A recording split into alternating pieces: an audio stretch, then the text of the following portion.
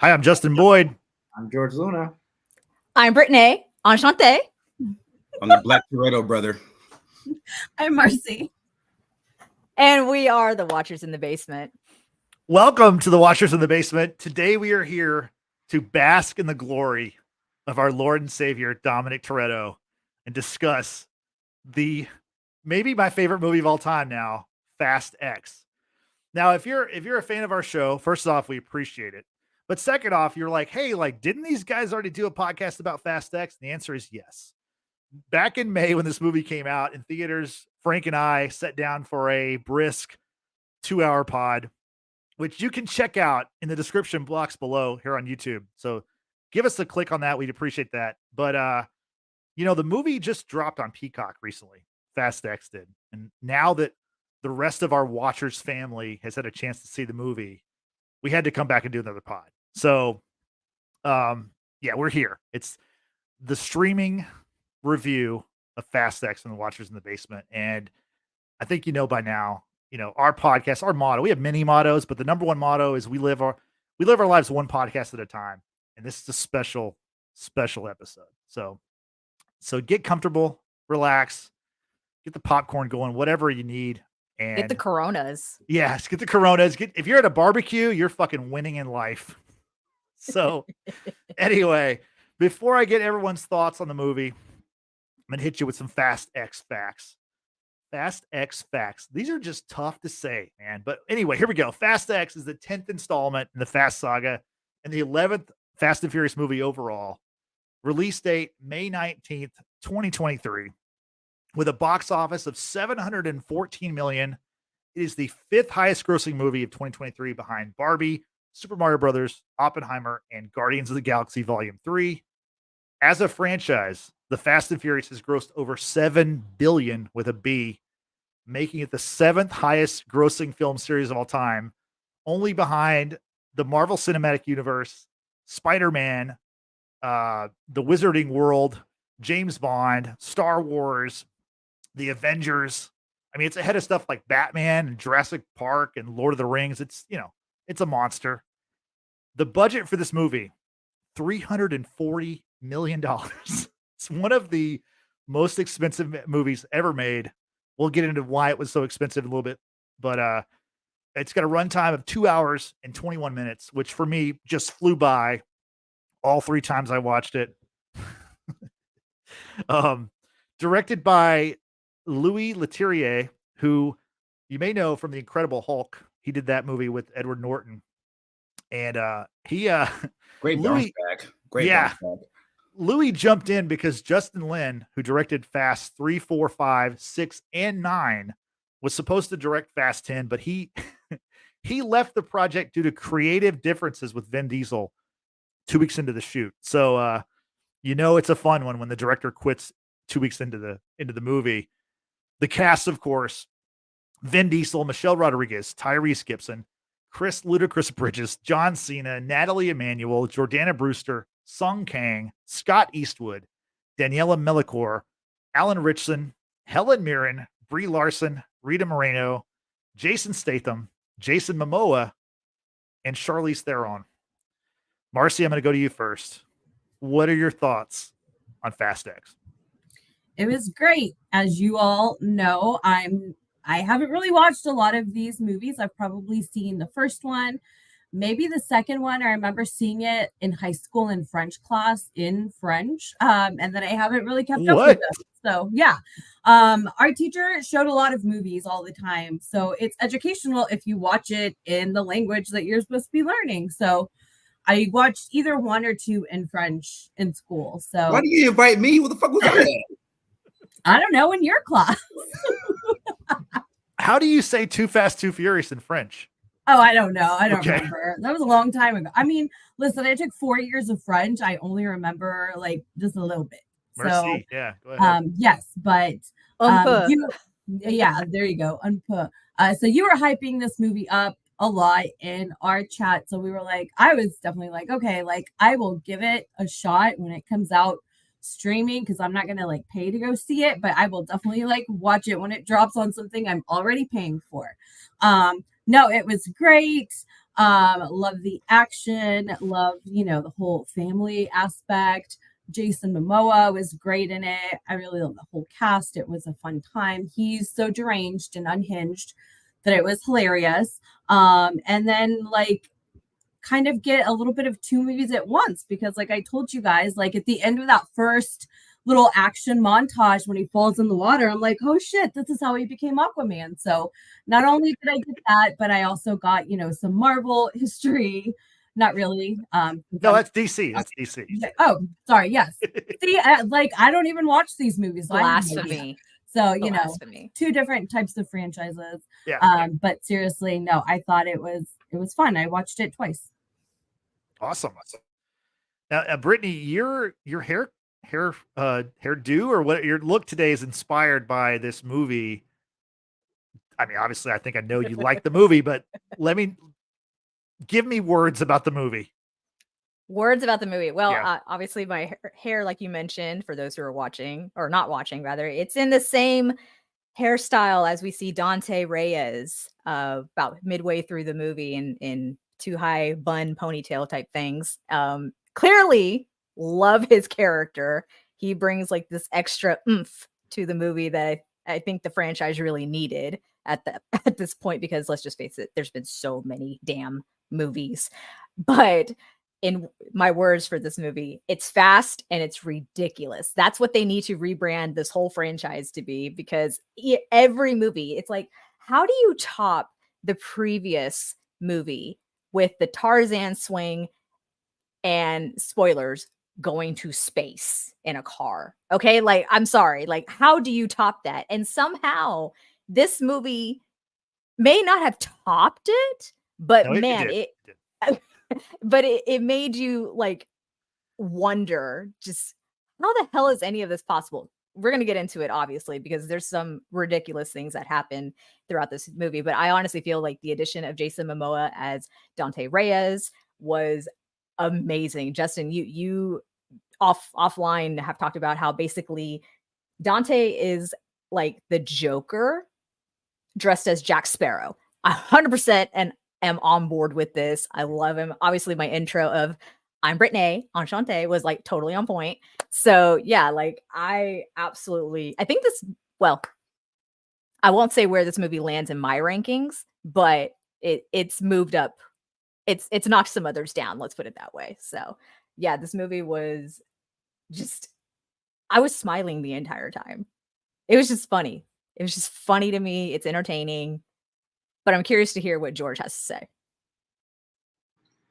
So I think you guys, or you and Frank specifically, have been hyping this movie up like since the fucking beginning and telling me I needed to watch it because it was such a good movie, all this stuff.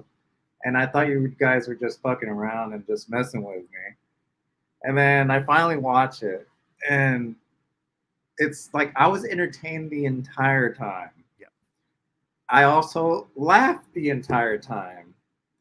I also paused the movie almost every other scene because it was so ridiculous that I couldn't fathom what the fuck they were doing and how these stunts were happening.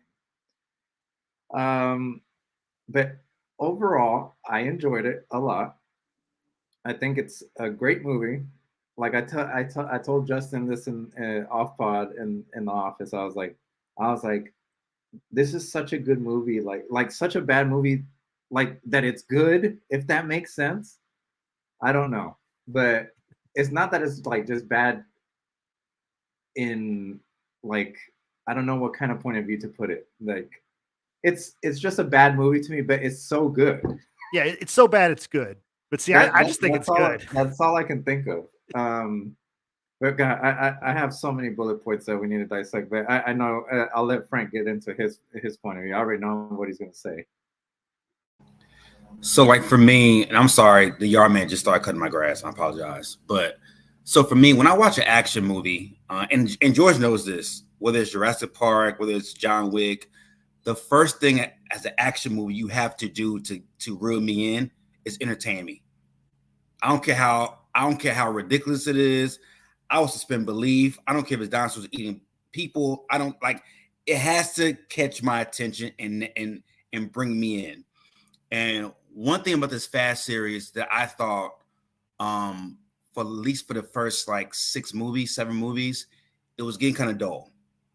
The action was still pretty cool, but like it's the same bad guy, bad girl. Like, oh, you love your family. I don't understand the concept of family. I'm going to destroy your family. Like, it's the same bad guy and bad girl for like 5 straight movies.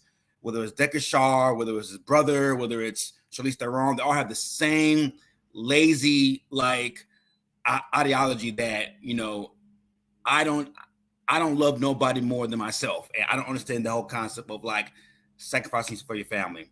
I was getting quite bored with it, right? And The Rock comes in part 5 and like, you know, brings a little pizzazz to it that re-nabs me. By part 7, it got dull again, and I was like, you know, it might be time to end this series. And then Dante enters my life, and I don't know. I was wrong about him for a long time. I put Jason Momoa and Keanu Reeves in this same bucket, that they're action guys, but like the less they talk, the better off the movie is. And I don't know if Momoa got cloned. I don't know if like the divorce reshaped his life or whatever. Like, he added a pizzazz to this character that I never thought I didn't think he had it in him to be this deranged, this funny, this creative, this domineering on TV. Like, the guy who played Khal Drogo is not the guy who's playing this Dante character. Like, this guy is like 100% like beyond, exponentially better than any bad guy or bad lady that's been in this series. And I don't know if he just got a new acting coach. I don't know. But like, I hung on every single word he said in this movie. I watched him the way I watched Thanos in the Marvel Cinematic Universe. Like, he's very creative as a bad guy. Like, I actually root for him. Like, I understand. Like you get people who are like, oh, you killed my dad, I'm going to kill you, or oh, you killed my mom, I'm going to destroy everybody. Like, he has a comedic flair to, like, you forget that his dad got killed by The Rock and Dominic Toretto throughout the movie, because he's so fucking funny. He went to 10 with this role, and I don't know, Justin, I don't know if y'all remember when I said this, but I was telling the truth. This movie, if they nail it right, if they end it right, could be one of the greatest endings to a 20-year story arc. Like, I have Endgame, I have the Marvel Cinematic Universe as one. Yeah. If they end this right, if Dante is the end all be all bad guy that I think he's going to be, this could be the best movie series of all time. I'm so serious when I say this, because he's the bad guy that this series needed to get off this like snide of this whole hum, you know, cookie cutter bad guy that we get in every single movie, and every single bad guy turns to a good guy in this series. And the way that he's being presented to us, he's gonna bring the world down with him, and I love it. I don't know what's gonna come after this, but if they nail this right, this is gonna be the best series ever. And I really mean that. Like, this movie, I watched it twice. The first week it came out, and I watched it about a month ago. But yeah, man, it's legit. Yeah, you know, I'm not. I mean, I love the Fast franchise, but you're like way higher on this movie than I am, and I love it. I think the thing you kept saying that I think is really crucial is, like, you're saying if they finish it right, and my question is if they finish it, period, because I think they're going to keep going with this franchise. This is supposed to be a 2-part ending. Now it's supposed to be a 3-part ending with a spinoff, and we'll get into that in a little bit. But yeah, this movie, I don't know when they're ever going to end this franchise. And honestly, I don't want them to. I want 10 more. I'm signed up. I'll go see them. I love these movies. Like George said, they're so entertaining. Are they the best acted movies? No. Are they anything close to reality? No, of course not. Reality sucks. Like, we need this fun stuff, like, to take our minds off of having to go to work and terrible things like that. So, but no, the movie's super fun. And to talk about Jason Momoa, he's the star of this movie. And so much so that Vin Diesel, his feelings got a little bit hurt, because a few weeks after the movie came out, he was very critical of Jason Momoa, and he was saying stuff like, Jason Momoa was overacting so much so that he was stealing scenes. And it's like, I think Jason Momoa was just doing his job. Like, Or he's just a better actor than you, dude. well, there's that too. I mean, I joked about Vin being our Lord and Savior, or Dom being our Lord and Savior, but in this movie, he's like the worst actor. As far as the characters, he's the worst character. 1000%. I mean, I still Yeah. love the guy, but like it's like I told you this. Everything that comes out of the mouth is the same fucking thing every time. You didn't take my car. Your family. You're not loyal. You shit like that. Like, bro, I know what you're gonna say. I think a Yeah. close second behind Vin Diesel's performance is Michelle Rodriguez. Like I haven't been impressed with her for the last few movies in quite some Same. time. I mean, and in that respect, they're kind of perfect for each other because they play husband and wife in the franchise, right? And she's all like, I have to get back to Dom. Like, I'm no good if I'm in this cage. And I'm like, shut up. Like, no one cares. Like, no one cares. It's not Yeah. about you. her like- dialogue is pretty rough. It's Pretty yeah, bad. it's not the best. Like her and Cypher, those are great scenes. Just because they're so ridiculous that they're paired off and they have to fight each other for, I guess, reasons. I mean, obviously they have a reason to fight each other, but like in the moment they beat the hell out of each other, then they're like teaming up. It's just like, And then like she goes upstairs to find out they're in fucking Antarctica, and then she comes back. Here's your boots, bitch. What? Oh, That's God. what I said. I was like, wait, what the fuck just happened? What is going on? And then like it ends. Yeah. Yeah. well, I mean, I- go ahead. Well, I was gonna say real fast with Charlize. I actually appreciated her having a little bit more of a little bit more screen time than just being behind the computer and mouthing off like commands or that kind of thing. She was physical. Like she had a physical fight with her former guards, if you will. Once Dante came in and threatened everyone and said, "Okay, you know what to do," leaves, and they're all coming after her. I appreciated that because I actually forgot that Charlize had been in some action type movies. I think the first time I remember seeing her really was Aeon Flux.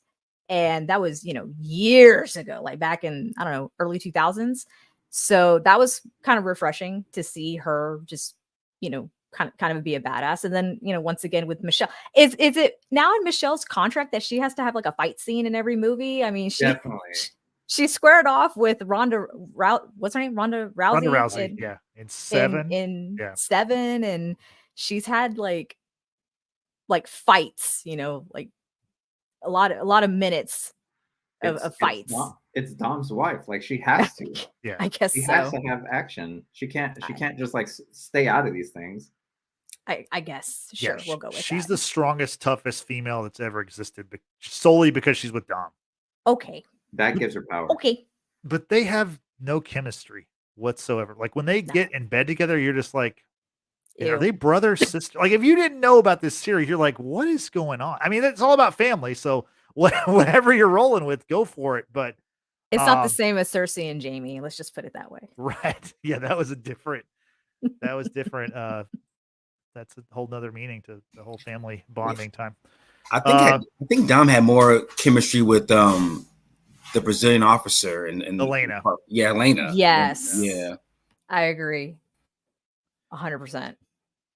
Yeah, she is Chris Hemsworth's wife. And Yes. Elsie Really? Jackie. In more real life? important. They had, Yeah. like, 3 kids together. Yeah. Yeah.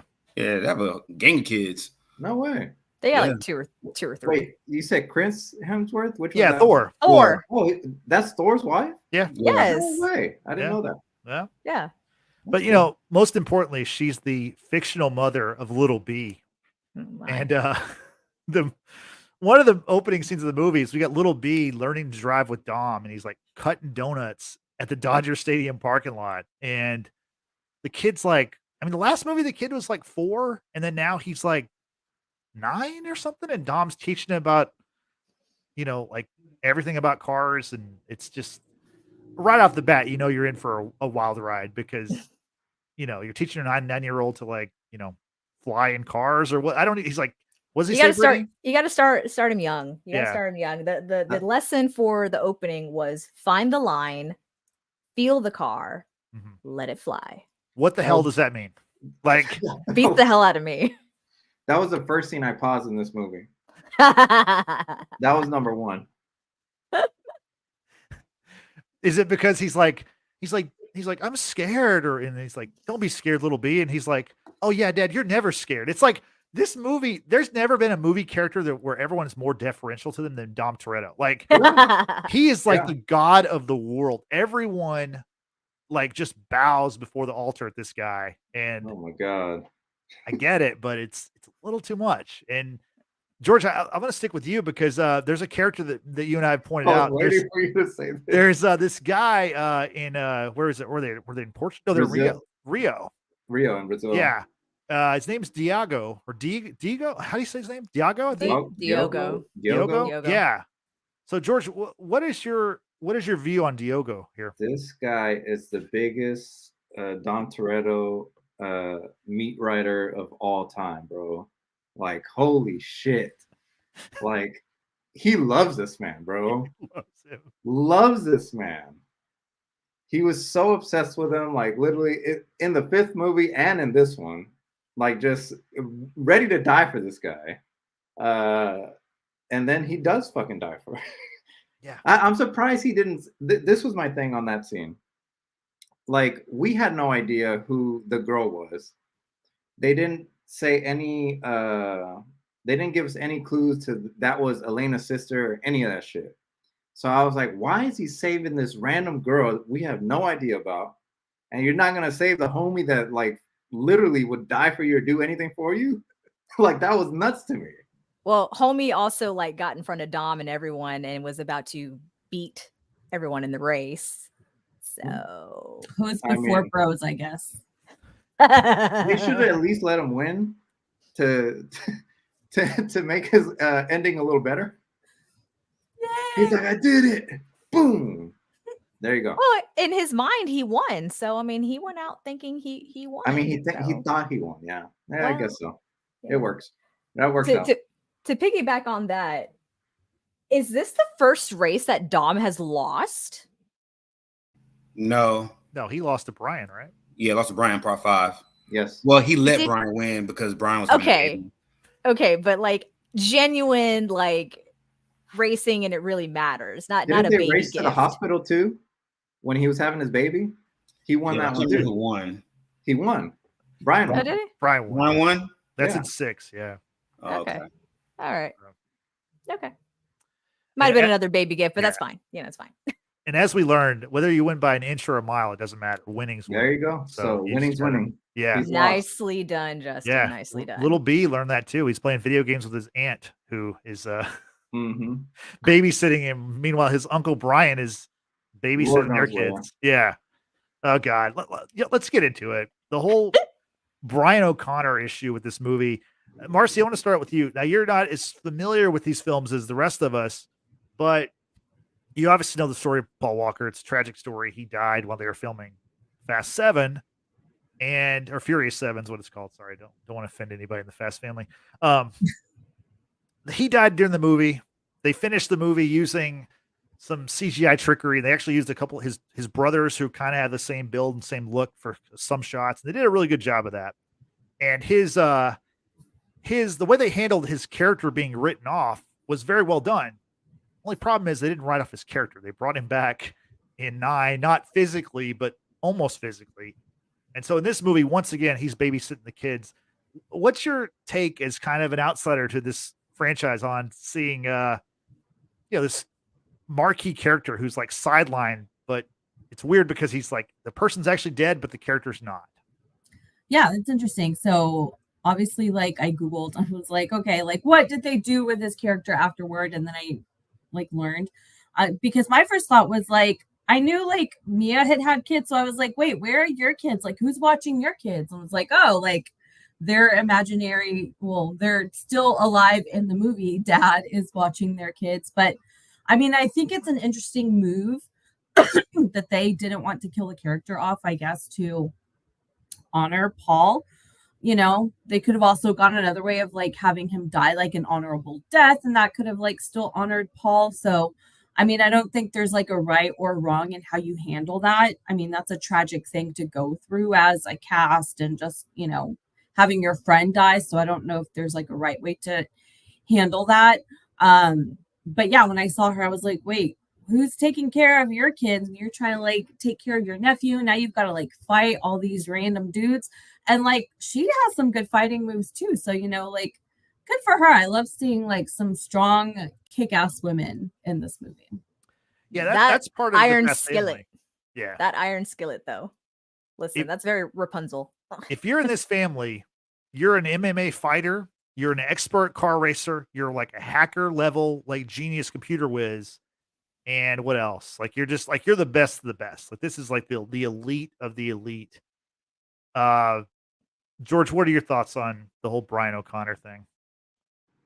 I mean, at some point, I think they just should have let him go at 7. Like that's it. Like that would have been the perfect ending to me. Like there's no reason for to keep bringing him up. Like honestly, like he could have still been alive in the universe or whatever, but don't keep like having little Easter eggs and stuff like that. Like just let it go. And I'm sure that makes it harder for Jordana Brewster's character to like have more scenes and stuff. Maybe that's why they need her or something like that. I don't know. That it makes it difficult because you either you let both of them go or one or the other. It's just hard to do. Yeah, and that's the thing is with Furious 7, I think they kind of thought they were going to end it, but the only problem is, and it's a good problem for them, is Furious 7 made $1.5 billion, and so that guaranteed that there was going to be a Fast and Furious 8, and of course they kept rolling along, and because the money train was too good to jump off of. But my prediction is we're going to see Brian again, and I think through CGI stuff, we're going to see it. Maybe it's for 2 minutes or whatever, but he'll be back. I hope not, but I wouldn't doubt it. Yeah. But I don't know if that's tasteless or it depends how it comes out, I guess. I don't know. But I think that's kind of fucked up. Brittany, what do you think about him coming back potentially? I understand that the 7th movie made a lot of money. I get it. And everyone wanted to see how Paul Walker's death was going to be handled, right? I understand it, but I agree with George. It should have ended there, either the franchise as a whole or just letting the character Brian O'Connor go, because that was the whole thing. This was going to be like the last job for him and Mia, basically, before they, set off into the sunset with their children. And, Dom was okay with that, right? He loves his sister. He loves Brian. He loves, their children. And it should have just ended there. Continue with the franchise, cool, but like with the understanding that Mia and Brian and their children are out of the game forever. And that's just to keep them safe. And that's how it should have been dealt with, in my personal opinion. The Easter eggs here and there of, oh, where's Brian? Oh, he's on his way. You hear and you see the car pull up, right? Like no, don't do that, because we know we're not going to get Paul Walker, right? You can get his brother Cody to stand in, and they'll do, the CGI on the face. That's tough. That's tough to like watch and know that that's really not Paul Walker, right? So it should have been handled very differently.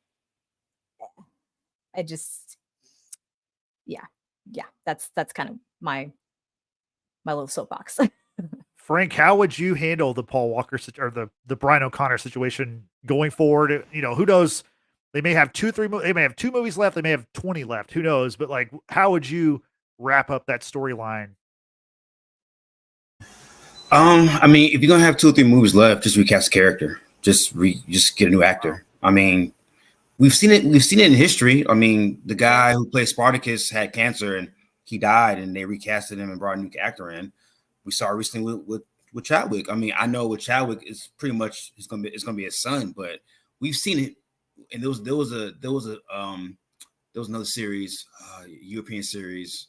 I can't remember the series name, but like the guy who played the king died in that, and a year later they recasted him too. So I think if you're gonna keep making movies like this, give it time for the world to grieve, and then if you're gonna make more movies, then just bring in a new Brian. But I'd rather you just recast a character than to create this filler of like, oh, he's barbecuing with the kids, he can't fight the world with us, or he's babysitting Mia's children, he can't fight Dante. Like, it doesn't make sense. Like, I think those, like, they close it perfectly in part 8 when Cypher, when Dom went rogue, and like, I think somebody mentioned like we should call Brian and Mia. He's like, no, we promised to leave him out of this. Right. They should have just kept it at that. But now that you reopened this whole Brian situation, just recast the character. Like, enough time has passed that they're not gonna be angry with you if you recast the character, because people are still watching. You know what I'm saying? Like, it's not like, oh, well, Paul Walker's gone, so fuck the series. Like, people are still watching. It's still making hundreds of millions of dollars. I doubt people are gonna be upset if you recast the character at this point. It's been 10 years now since he's been gone. So do you think people would be more upset if they recast the character or if they killed the character off in the next movie? Well, that's a good question. That I'd be more upset if they recast him than just killed his character off. That's fair. It's tough. I mean, the both very. It's a tough situation. But I think killing a character in the movie who died in real life is going to be tough on the family, on the actors who are great friends with this person. Look, I've always come to the standpoint of like, when I always give people time to grieve, and I mean, I love Paul Walker. Like, he'll always be Lance and Varsity Blues to me. Like, that's why I first fell in love with him. Like, I love the guy. At the time when he passed, what was that, 2012, 2013? Can't remember, but like 2014, I think. 2014, 2013. Yeah, one of the two. Yeah, so it's going on 10 years now. Like, when he passed, I'm like, you can't recast his character. A decade has passed now. Like, I think we're fine now as far as like us moving on. Hmm. Go ahead, Brittany. It's a valid argument that Frank makes about what happened with Spartacus. I don't know what the time frame between the first actor's passing and then the new season when they did the recast. That argument I can support, because it was it was like 3 years. Okay, yeah. But it was still a continuation.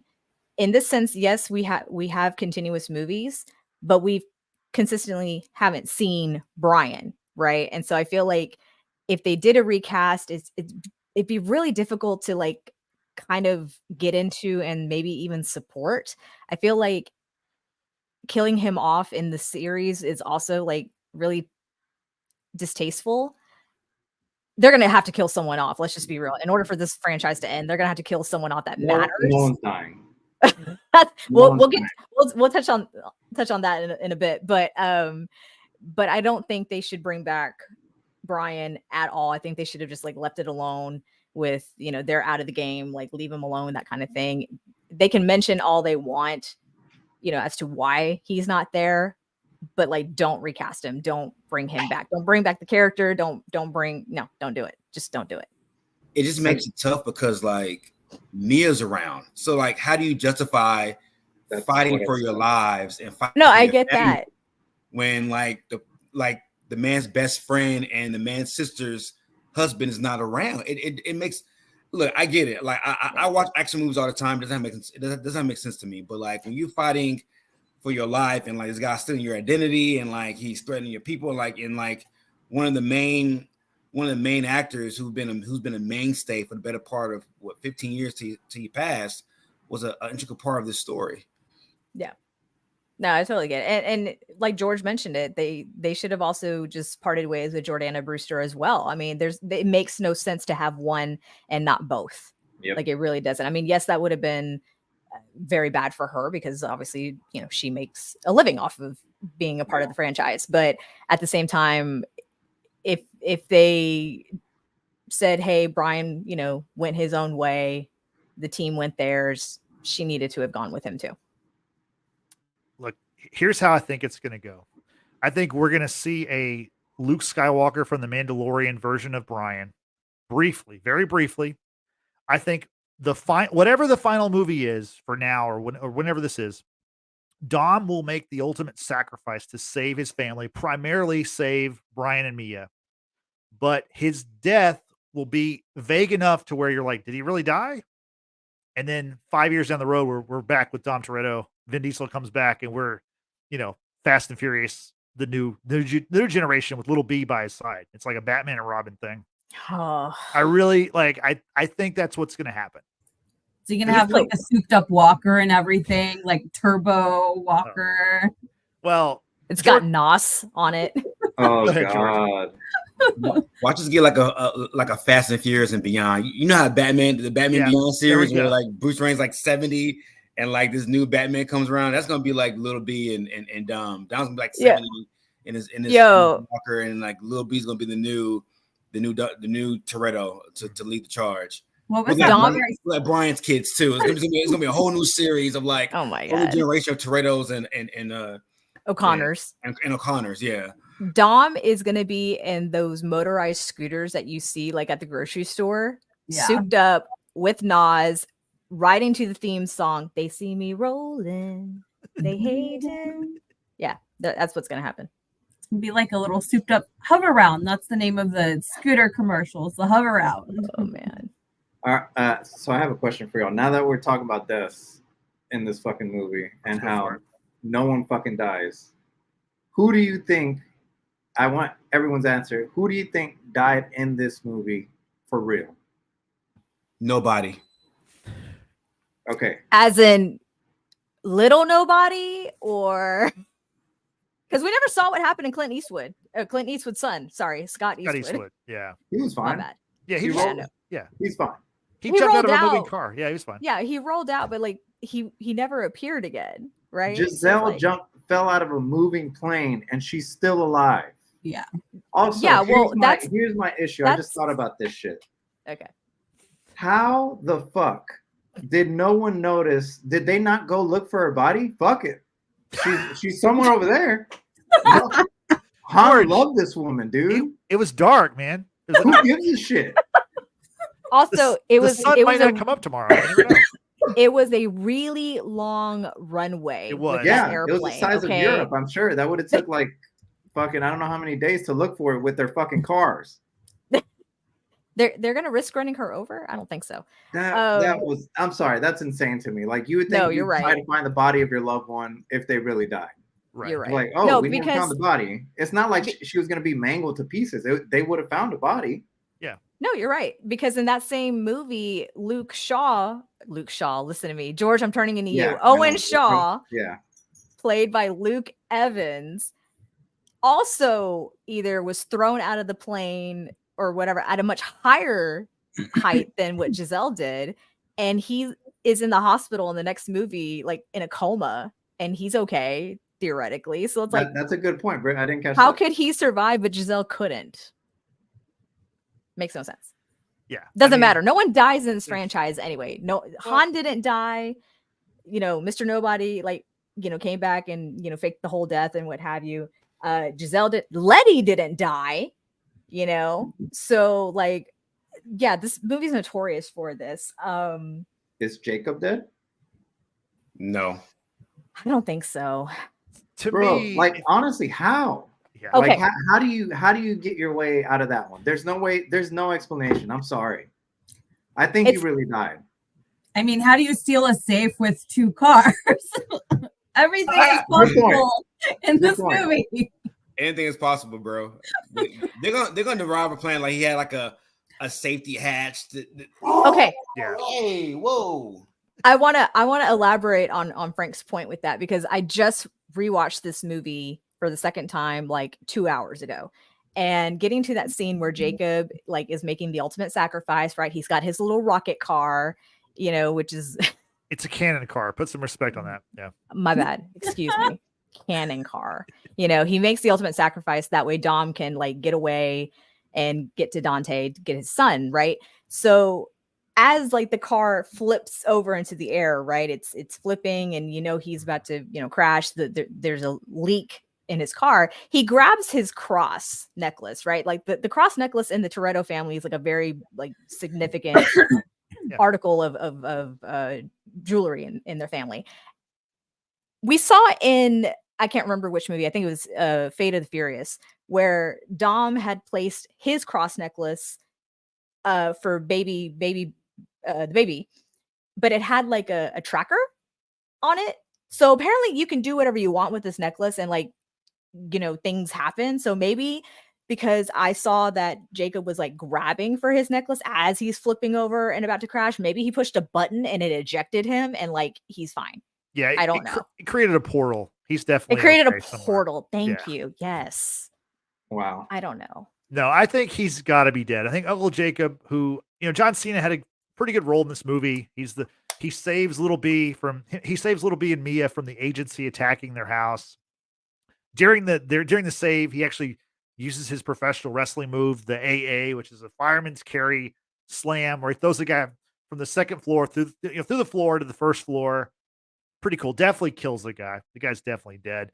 No, he's not dead. No one dies in this franchise. No, that guy died. The agency guy's definitely dead. He's gone. He gone.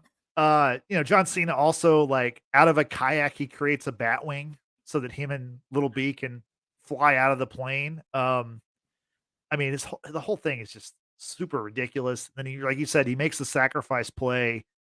I mean, if anybody's dead, he's got to be dead, because they show, like, as the car is flipping over, they show him like every angle.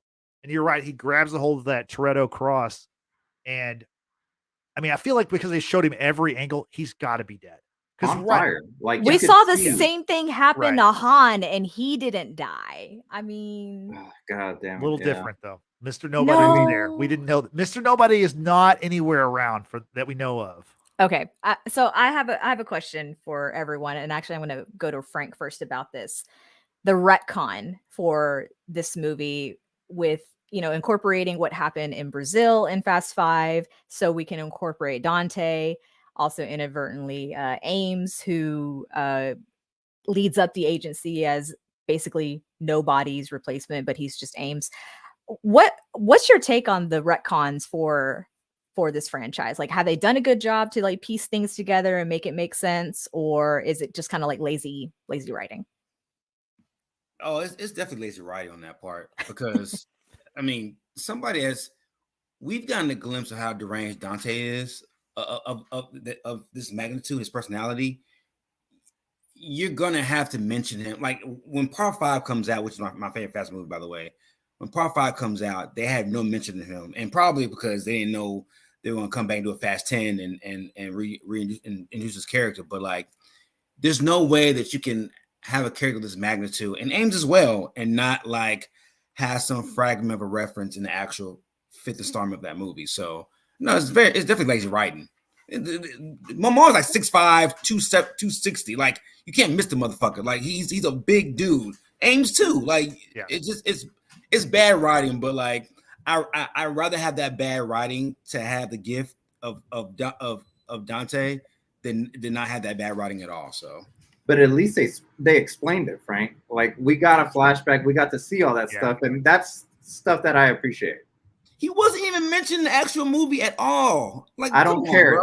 I don't care. They still showed they showed a flashback. In my imagination, he was there in the movie now. They pieced I rewatched 5. He was in it, bro. Okay, so this leads me to my new question of piggyback off that. If anyone did go rewatch 5 and the bridge scene, because we're now in this movie, we see that Dante's placed on the bridge scene with like dude popping out of his car with like what do you call it? He was in the car. I saw him. Okay.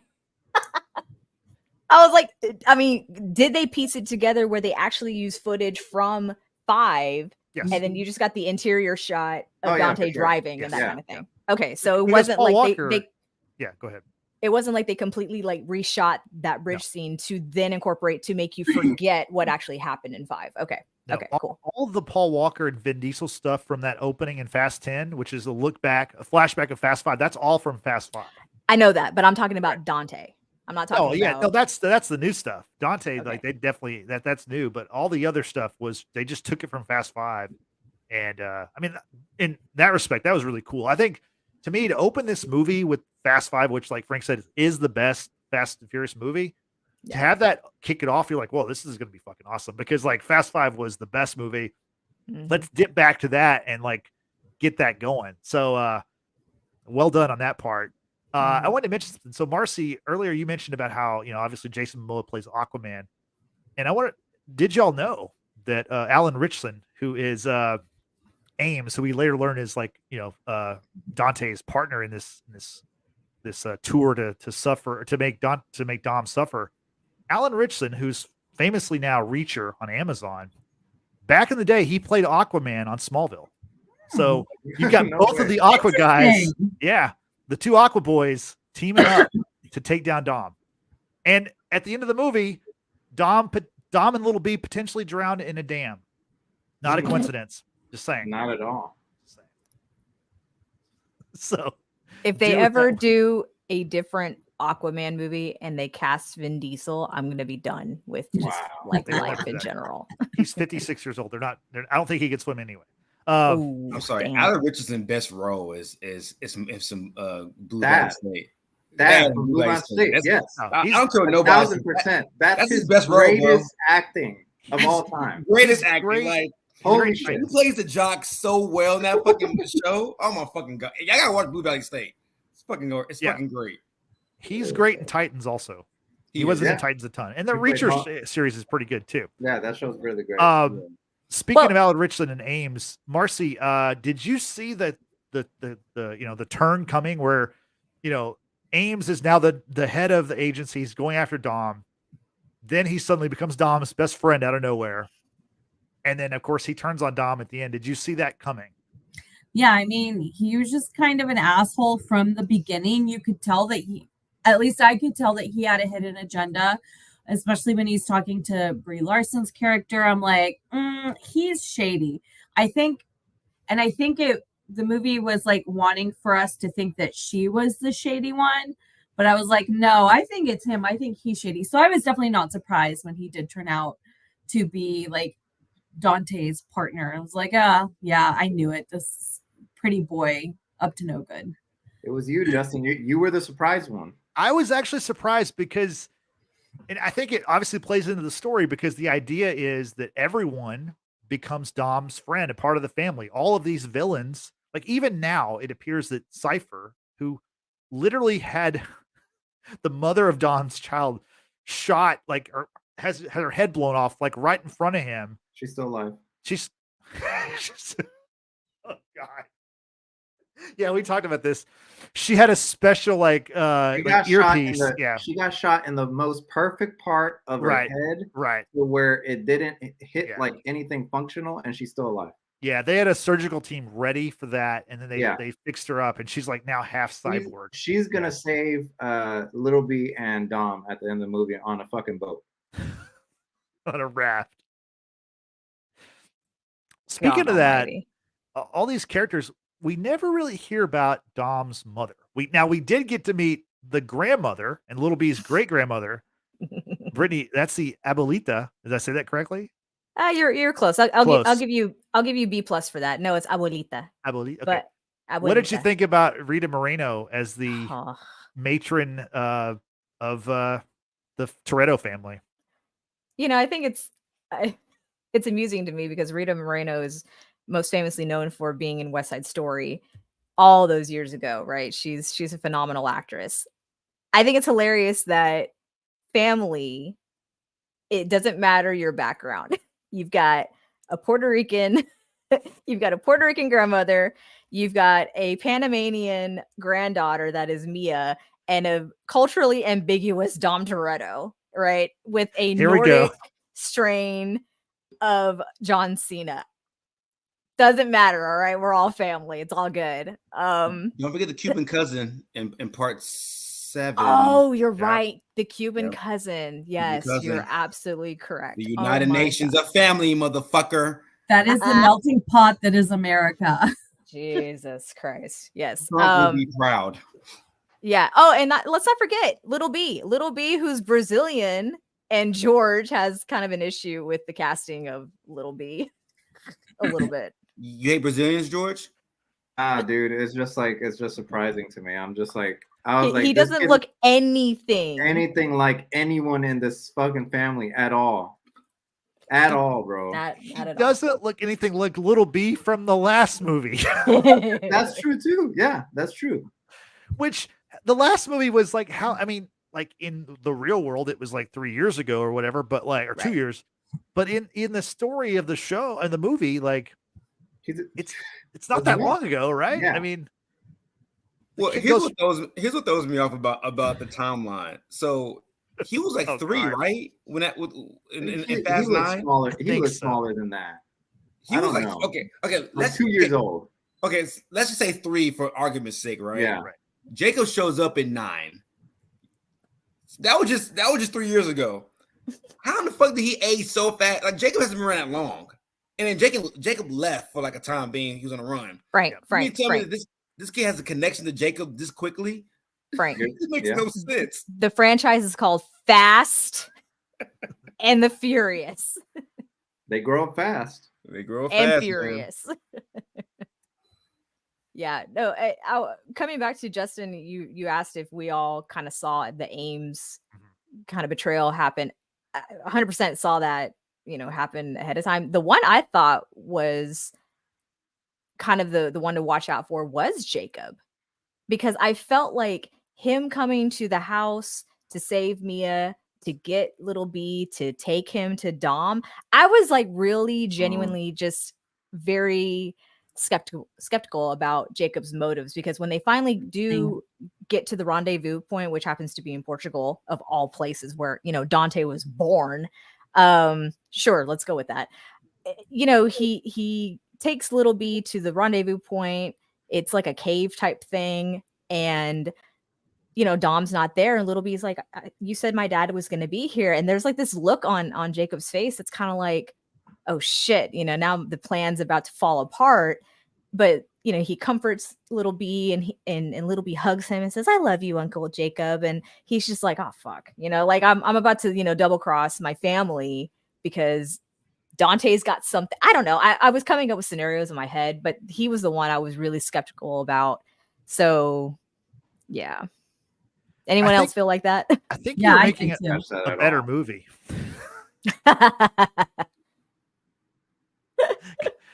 You told me that the other day, and so when I rewatched it the most recent time, I can kind of see it in a couple of the scenes, but like then Cena is so quick to like put his arm around the kid and like comfort the kid that like, look, like John Cena, the way he played the character in 9 is like it's like night and day to how he plays the character in 10.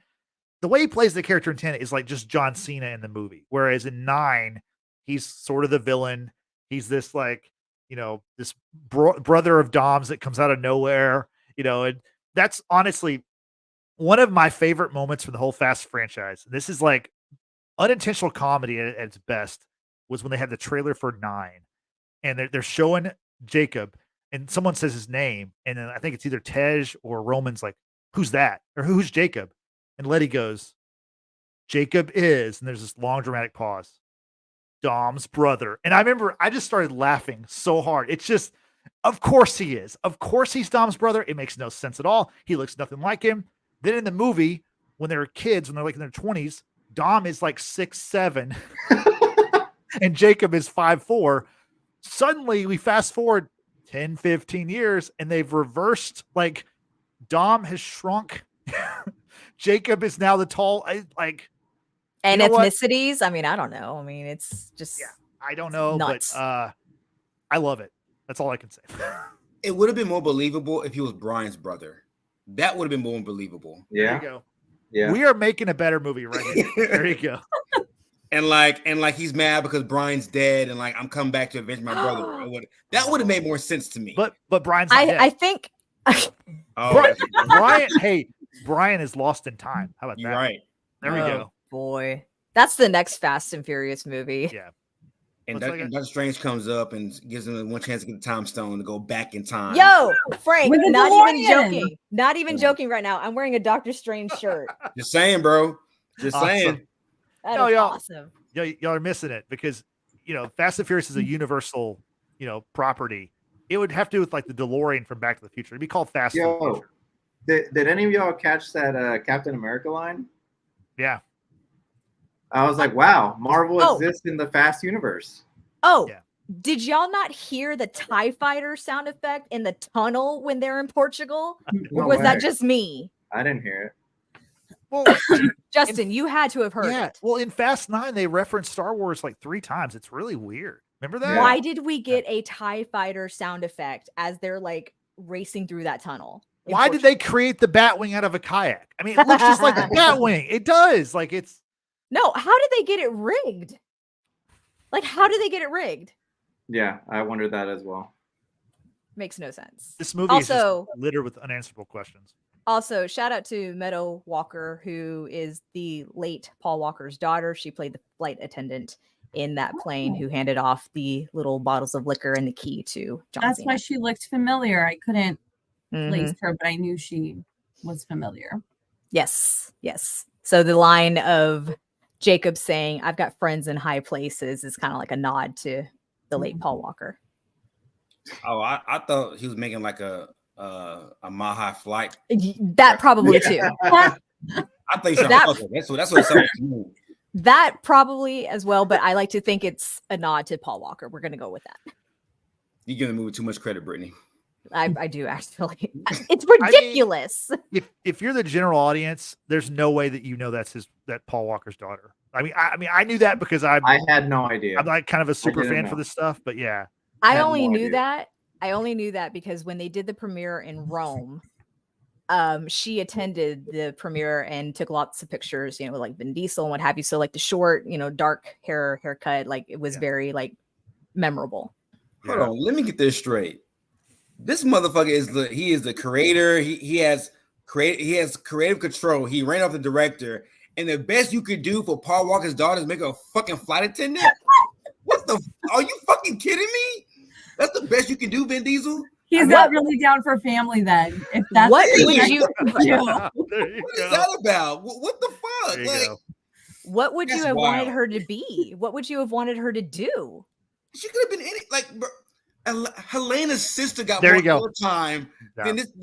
than Paul Walker's real life daughter. What the But- fuck?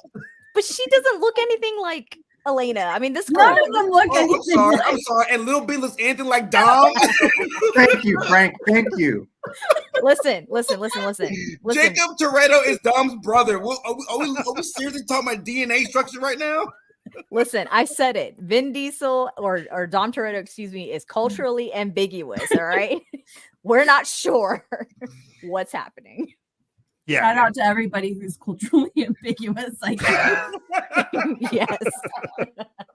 It sounds like a mutant power. Like, Yeah. Seriously, Oscar Isaac, who's played so many different characters across so many different franchises. He said it himself. He's like, yeah, he goes, I'm so culturally ambiguous enough to, be a drug lord over here, but can play Timothy Chalamet's daddy in Dune. We'll go with That's that. right. So Brittany, a second ago you mentioned Rome, and I just want to like chart this for y'all because I kept up with it. Here is a list of all the locations that this movie takes place, right? You've got Los Angeles, Rome, the agency's headquarters, Naples, London, the agency black site undisclosed location, Rio de Antarctica. Janeiro. Yeah. Rio in Brazil. You've got Yuma, Arizona, Antarctica, and Portugal. Mhm. Let's go back to Rome. I want to talk to George about this. Rome is where we get the fiery bomb ball that rolls through the Ridiculousness. city. Oh my god, bro. George, lay it on me. What are your thoughts of that set piece? How? Everything. Like, where do I start? The giant, I don't know how many tons this fucking bomb weighs. Yeah. Rolling the entire way, not being able to stop. That's bullshit. Whatever. It hits everything on the way, by the way. Hits It's like a pinball. Yeah. I love the scene where Dom spotted that it was gonna hit the people. It was gonna explode by the people At the cafe. at the cafe, and he just jumps his car on the curb and blocks them. That was fucking amazing. Amazing. That was great. And then the scene that just like fucking ooh, I had to pause again, is when his car is completely fucked up. Whenever it stops, like it stopped right before a hill goes down, and Dom's car is completely fucked up. Is done, and then next thing you know, someone crashes into it. I think it was Han, and then the truck crashes into it, and then it keeps going again. Yeah. Dom's car, miraculously, the tire that was completely fucked up that you can see in the scene, Shredded. Yeah, go ahead. shredded, completely fixed, drives for another 15 fucking miles. And then, hold on, I'm not fucking done. No, this is it. You're gonna bring it home. Yeah. Done. He gets the genius idea of using the crane to just somehow get the bomb to fall in the fucking water. So how do you do that? I'll tell you how. He crashes into a fucking cement weight, like a counterweight. Yep. No No damage to him. Everything's fine. He still drives the car after that. head-on collision. He should have fucking died. Yeah. That's insane. The And then fact after that, the bomb explodes right next to him, and he's fine.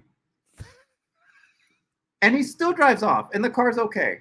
No, like the bomb blast, right? Because apparently, if you throw it into the water, to avoid destroying the Vatican, let's just be real, it lessens the blow. But like all these cars are flipping over, because of the blast. But no, he's still able to drive it and keep, the wheels on the ground. What the actual fuck? Like what George is saying.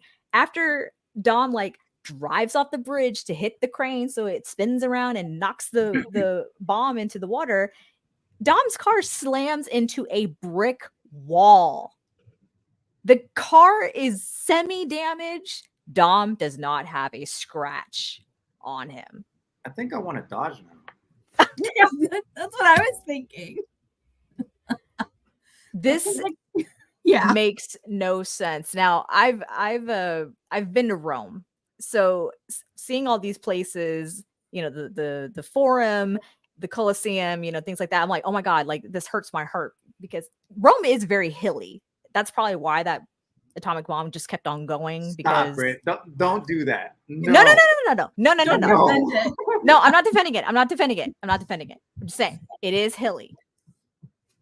The ridiculousness is just unreal. The fact that Dom and his team, quote unquote, his team, Dom and Letty, go with Mr. Nobody to go to Rome because that was the whole reason. Roman was leading this mission because of Little Nobody, and no one didn't think to check with him to be like, hey, we're on our way to Rome to go see you to steal the supercomputer chip or whatever the fuck it's supposed to be. Cool. Great lack of planning. But they're able to take Dom's car, Letty's motorcycle, we get Little Nobody's vehicle as well. We can prep for all that. Great. Cool. The ridiculousness level for this whole sequence, unreal. What I find amazing about these movies is the logistics of how does Dom have a car in every fucking country he goes to? Does he have the same charger amazing. in every fucking country? I want to know. I want to know. He's a government agent now, bro. He has an unsurmountable amount of resources, dog. Not anymore. Whatever the fuck not now. Well, Dante stole it all, but prior to that, bro, he literally works with the CIA. And so do they ship the same car? Does he have multiple cars that they ship? Or how does it work? They probably the same one and he rebuilds it? They probably went to a fab lab and carbon copied the same car 12 times, bro. And every single fucking continent, dog. That's the only explanation. Okay. You know what I'm saying? You're right. It's just unreal. The problem with that is throughout the movie, we're told that, one of Dante's, of course, the main villain, his saying is, never accept death for payment when suffering is owed. So his whole plot line is to make Dom suffer, right? And throughout the movie, we see what he does. He's trying to take the family apart one by one. And at the end, the thing about it is Dante provides Dom with his car because the agency that's led by Ames, that's where Dom gets the car for Portugal for the end of the movie. It's so now y'all are the villain is, I guess, to make him suffer is you want to kill him in his car. Bro, It's- put a it's- bomb to that bitch. Thank you. He put a Yeah. bomb to all the other cars in Rio and like the bombing at the dam in Portugal. Why didn't he just put that on Dom's car? That's too easy. Part of the game. It's too It's easy. not- He wants Frank. he wants Dom alive long enough to see all his loved ones die. That's fine, but like prepare ahead of time, and when you're done playing with your food, make it go boom. I'm just saying, like, Well, that's what the damn idea is all about. Like the damn idea, great. Yeah, That was totally by accident. I wasn't playing on words. Yeah, but like that's what like the exploding trucks and like flooding the dam. That's all for Dominus. Well, for Dom, but his son will be there too. But bro, he's gonna get out of this. He's gonna fly out that bitch. He's gonna have some type of like transmitter on his chest where he can like rocket ship out of that motherfucker. He's gonna survive this shit, bro. Dom is gonna call up sure. Aquaman. Dom is calling up Aquaman. Plot twist. I mean, Jesus. but they also stole this from like Spidey and his friends, like the little cartoon, because they have a plot line where they're kind of like stuck in a dam. So I'm kind of looking at this movie a little bit sideways. Like you really stole this plot line from this cartoon. But no, I mean, I love it. I love the ridiculousness of the bomb just kind of like rolling through the streets, because in every other movie ever made ever in history, you always have to be very careful with the bomb. Like anything could like detonate it, and Not this everybody's one. careful with it. Not this. No, one. this one, it's just rolling through the damn city. Like Brittany said, it's super hilly. It's just kind of like doing this. They're playing pinball with it. Unbelievable, ridiculous. The Loved every fact- minute of it. The fact that at one point the bomb was on fire because it rolls over gas tanks. Yeah. How did it not explode at that moment? Are you kidding me? I think the only part I that need seems- Oppenheimer to explain this to me. Thank you. I think the only part that was missing, I would have loved to see the bomb roll uphill in one of those scenes. That would have been great. I would have like defied gravity, defy the laws of physics, please. Like you gotta break that third wall and defy the laws of physics. You wanted to defy physics even more, Frank? Yes. This movie already has. Yes, I wanted to go uphill just to show that it's so indestructible. Yes, go uphill. Well, if it went uphill, it'd be like remote controlled, just like those 18-wheelers are remote controlled. Oh like my it, God. like Tiny Tej, in Tiny in- Tej, yeah. Let him Yeah, up. no, it's absolutely ridiculous. The whole like set piece.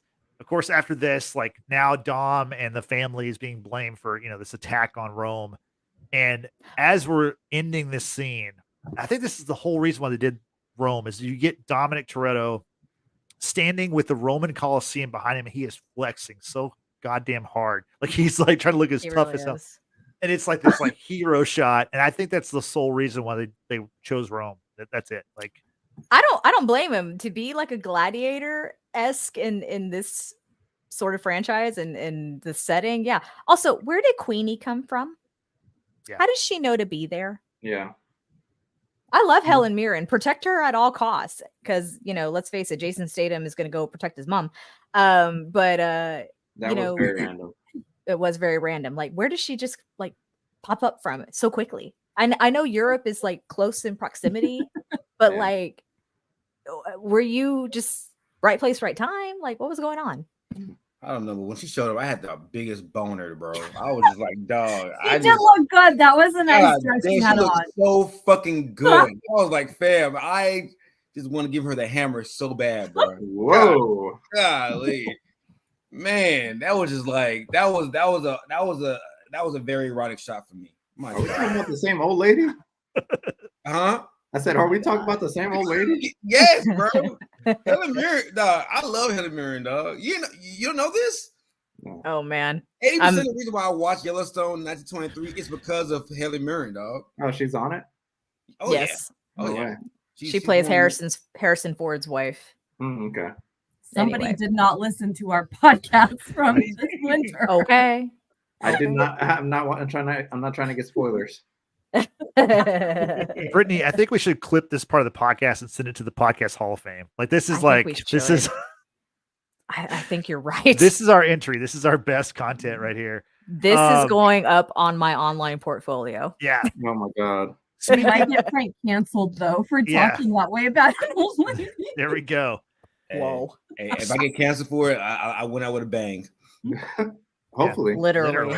Yeah, there we go. Literally. Good Lord.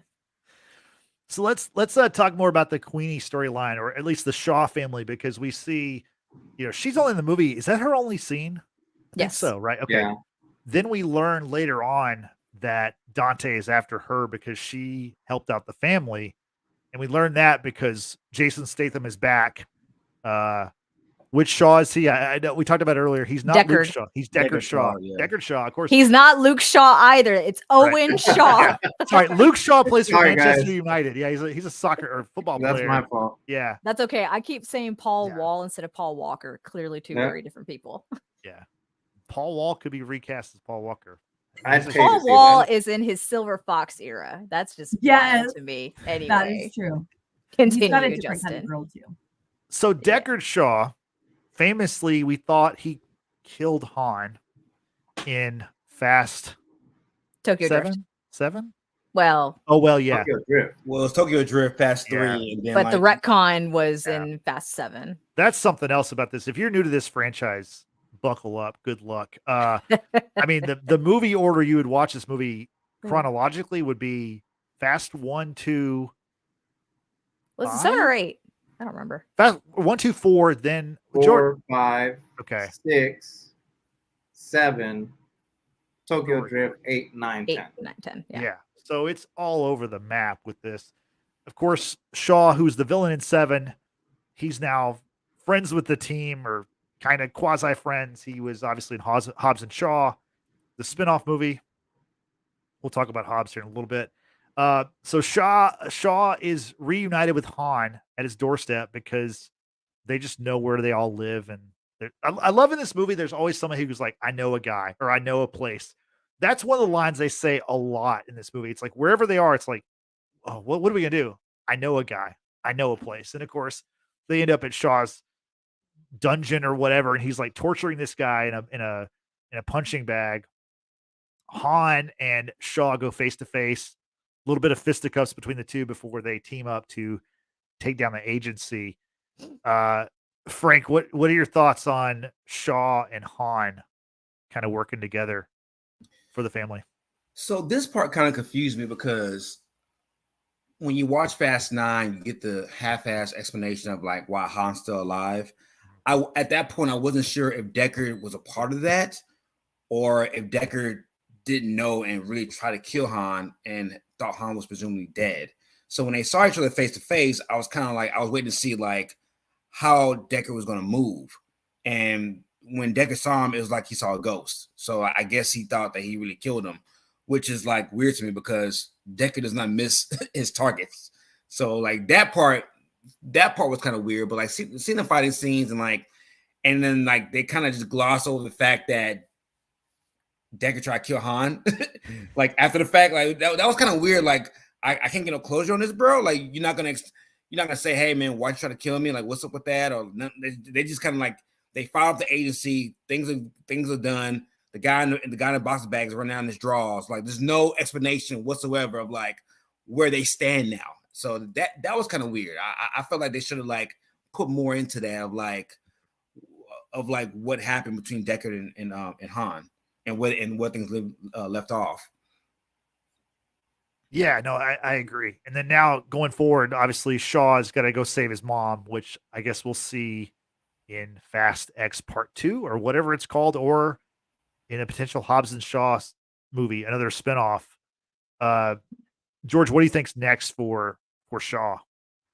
I think there's gonna be like a Hobbs and Shaw 2 movie, and Dante's gonna be a villain in that movie, and somehow that's gonna connect to the last portion of this franchise, which probably that's never gonna happen, but I hope it does. I have a title for the Hobbs and Shaw sequel. What's it called? Hobbs and Shaw, Dante's Inferno. There we go. Ooh. I just had Well, to throw I that mean, in there. You got to They think like should add his name on it though. Like they have to. I don't know. Dante's I think he's here to Revenge, some save shit the. like that. I don't know. I think he's here to save the franchise. Let's just be real. Honestly, let's be real. So real quick, y'all, I have the correct timeline order for this series. It's just ridiculous. Okay. The Fast and the Furious, number 1. Too Fast, Too Furious. Fast and Furious, which is 4. Yep. Fast 5. Fast and Furious 6. The Fast and the Furious Tokyo Drift. Yep. Furious 7. The Fate of the Furious, which is number 8. Hobbs and Shaw. F9, The Fast Saga. And finally, Fast X or 10, whatever you want to call it. That was super easy. I mean, So we all would have aced that test. can That's, recite it in my sleep. yeah. But here's the thing, though: if you watch in that order, you cannot watch the post-credit scenes because it's gonna throw you off. Even No, more. you're right. You're absolutely right. That's right. That's- You'll be like, wait, what the? You're I thought I was watching this in chronological order. What the fuck is this? yeah. Right. Speaking of post credits, or in this case, it's a mid credit scene. We get to see Luke Hobbs. Yeah. That's right. The Rock has returned to the Fast franchise, which he said he was never going to do. And I love the scene because he shows up at this abandoned police station in Rio that the Reyes family owns. And Dante's got a message for him. You know, he's got like the Happy Trails like music playing. And you know, Luke Hobbs picks up the phone and Dante says, "The devil is coming for you, lawman." And then of course the Rock in typical rock fashion, he's like, "Well, I ain't hard to find, some bitch." And that's SUMBITCH. Some bitch. Then That he is a crushed- term we use here in Texas. So Right. Just saying. I really hope that Stone Cold Steve Austin got paid for that line. I hope so too. I He hope so. totally- That's- He totally I ripped can't his imagine how many wrestling times rival. he said it to the Rock in WWE. It could have been a line about cooking. You know, do you smell what's cooking or some shit like that? I don't know. That would have been a little bit more apropos, but That would have been awesome. So Marcy, before the pod, we talked about you haven't seen Fast 5, 6, 7, or 8, and you haven't seen Hobbs and Shaw, correct? So this is your first dose of The Rock in the Fast franchise. What did you think about The Rock in his brief return? I mean, I always love anytime I can see The Rock. He is he's nice to look at, right? Like nice, big, handsome, bald man. So, you know, if they make another not to be movie with it- confused with Vin Diesel. right? Yeah, they're two. Yeah, Vin Diesel is another big, bald man. Not as hot as The Rock, obviously, but Not as if they tall make either, another movie, yeah, definitely not as tall. But if they make another movie with him in it, I would definitely watch it. Just to see what happens, to see what kind of trouble they can all get into. And then like Jason Momoa and like The Rock, that would be great. I'm definitely dying to see that. So is it official? Is it really gonna be a Luke and Hobbs? Hobbs and Shaw. Luke. I'm sorry, Hobbs and Shaw part 2 in between the series. So here's all we know, and it's pretty murky. But during the Fast X premiere, which was actually in Rome, they did the premiere. The worldwide premiere was in Rome. I almost called him Dominic Toretto. Vin Diesel, he revealed that originally Universal wanted Fast X to be a 2-part finale, which is what we heard for years. But he said after Universal saw the movie, they want it to be a 3-parter. So the idea is that we just saw Fast X Part 1. There's going to be a Part 2 and a Part 3. And then when The Rock came back, The Rock on all his social media channels announced that he's returning to the Fast franchise, but he's also going to get a spin-off movie, which here's the interesting part. He didn't necessarily say it was a Hobbs and Shaw movie. There's some speculation that it's going to be called Hobbs and Reyes, which is, where it's just mono for 2 hours. Momoa going after The Rock or vice versa, which I think is a cool storyline. But, I feel like you've got to involve the other characters, which I don't know if that's the way it's going to go, because The Rock had a pretty legendary fallout with the Fast family, not just Vin Diesel, but also Tyrese Gibson, because The Rock is a very professional actor. He's a very busy man, and he was very critical of the other actors on the set of the Fast movies. And so that's why there was a big fallout. And truthfully, if Black Adam had been very successful, The Rock would not have come back to the Fast franchise. That's my prediction. But I don't know. I'll get your take. Brittany, what do you think about The Rock returning? Why do you think he returned? And what do you want to see from The Rock going forward? It's curious of Dwayne Johnson to make a return after such a public fallout with Vin Diesel all those years ago. Creative differences, or the fact that one was getting more screen time than the other. I don't fully understand what the beef was really between these two men. Obviously, I feel the common denominator falls with Vin Diesel running people off because he did it with Dwayne and he did it with the director 2 weeks into filming this movie. So I think we need to keep our egos in check, y'all. Like, yes, it's a successful franchise, but it wouldn't be successful if you didn't bring in new talent and such. So Dwayne brought something new when he came into Fast Five, which is arguably, y'all have said it, the best, or one of the best movies in this franchise. And I like how badass he is. Luke Hobbs, he's DEA, he no nonsense kind of guy. He was funny without, like, I think intentionally being funny, but now that his character has kind of grown to being part of his family, it's lost a little bit of something. So I'm not sure what I'm expecting him to see when he makes his return to part 2 of this movie. I'm not sure, because obviously Dante had beef with Dom Toretto because he drove the car that stopped his father's car, but it was Luke Hobbs who pulled the trigger that killed Hernan Reyes. So it's going to be curious to see what interactions Dante and Hobbs' character will have in upcoming movie or movies. So I don't have much expectations, truth be told. George, what's your thoughts on The Rock of all of this?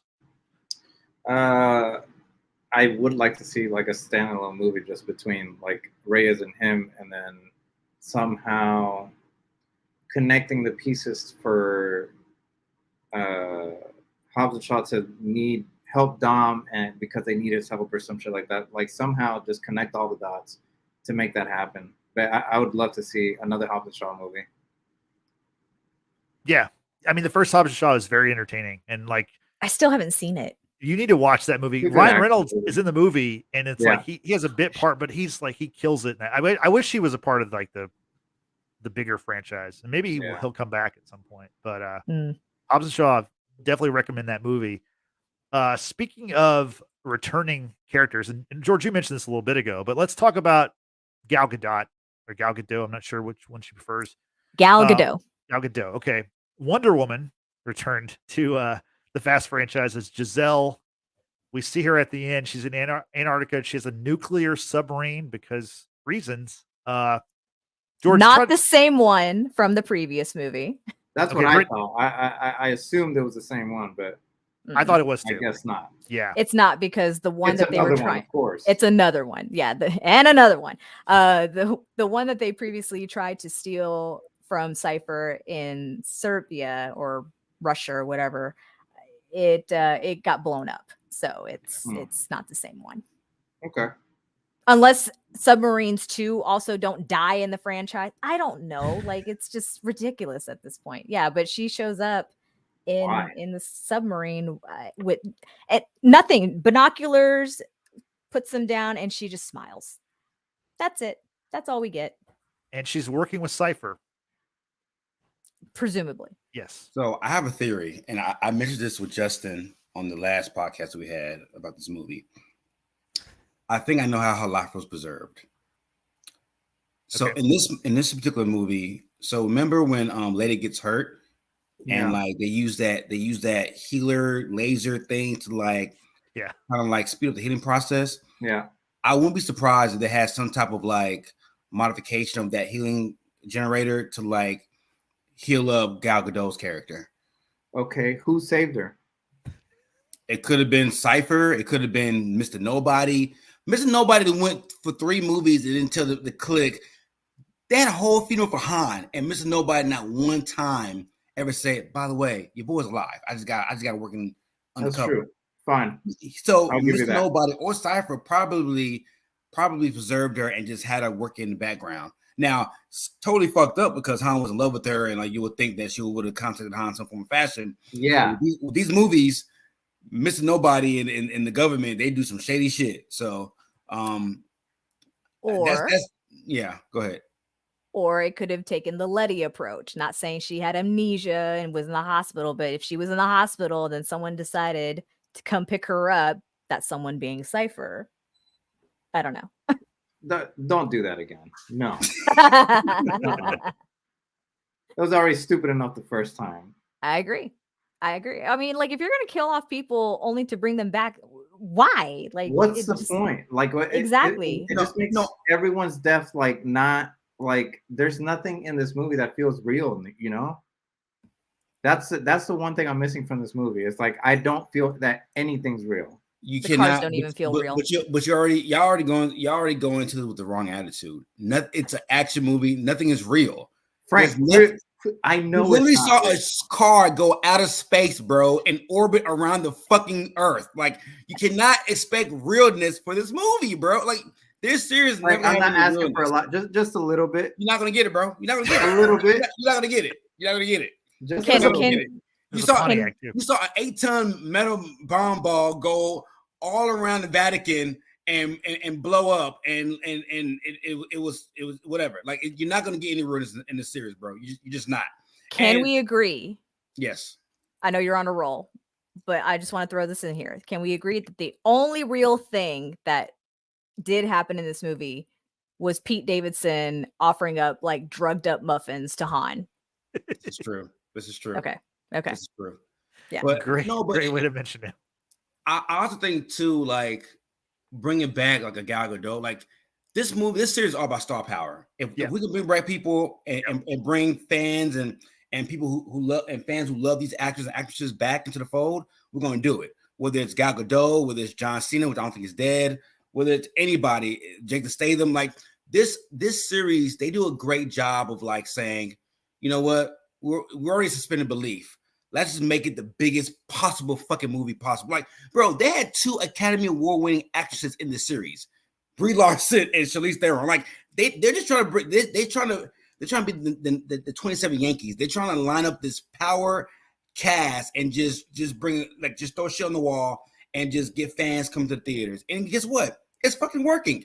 It's working. Like, no matter how stupid it is, no matter how crazy it is, you're going to get people butts in the seats because of the names for one. People love cars, and people love ridiculous action. Yeah. Can we agree that Brie Larson's performance is not quite memorable at all? I actually forgot she was in the movie. The only reason I remember case in point, case closed. I forgot she was in the movie. The only reason I remember because she was in the movie because I remember there was 2 Academy Award actresses and that were billed in this cast. That's the only reason I know she was in the movie. Other than that, no, you're correct. You're correct. It's just like she's just not memorable in this movie at all. It seemed like a very muted type of performance. But she got to be picked up by Vin Diesel, so that's always great when big strong guy gets to pick you up. That's when I was like, I would like somebody to just come pick me up from life's troubles every once in a while, take me somewhere nice and safe. So Brie Larson plays Mr. Nobody's daughter, Tess, who no one knew he had a daughter, but then Dom sent out the code word that he wanted his Belgian, which is reference to the beer from Fast 6 or 7. I can't remember honestly. Brie Larson is in this character. Yeah, you're right. It is kind of a muted performance.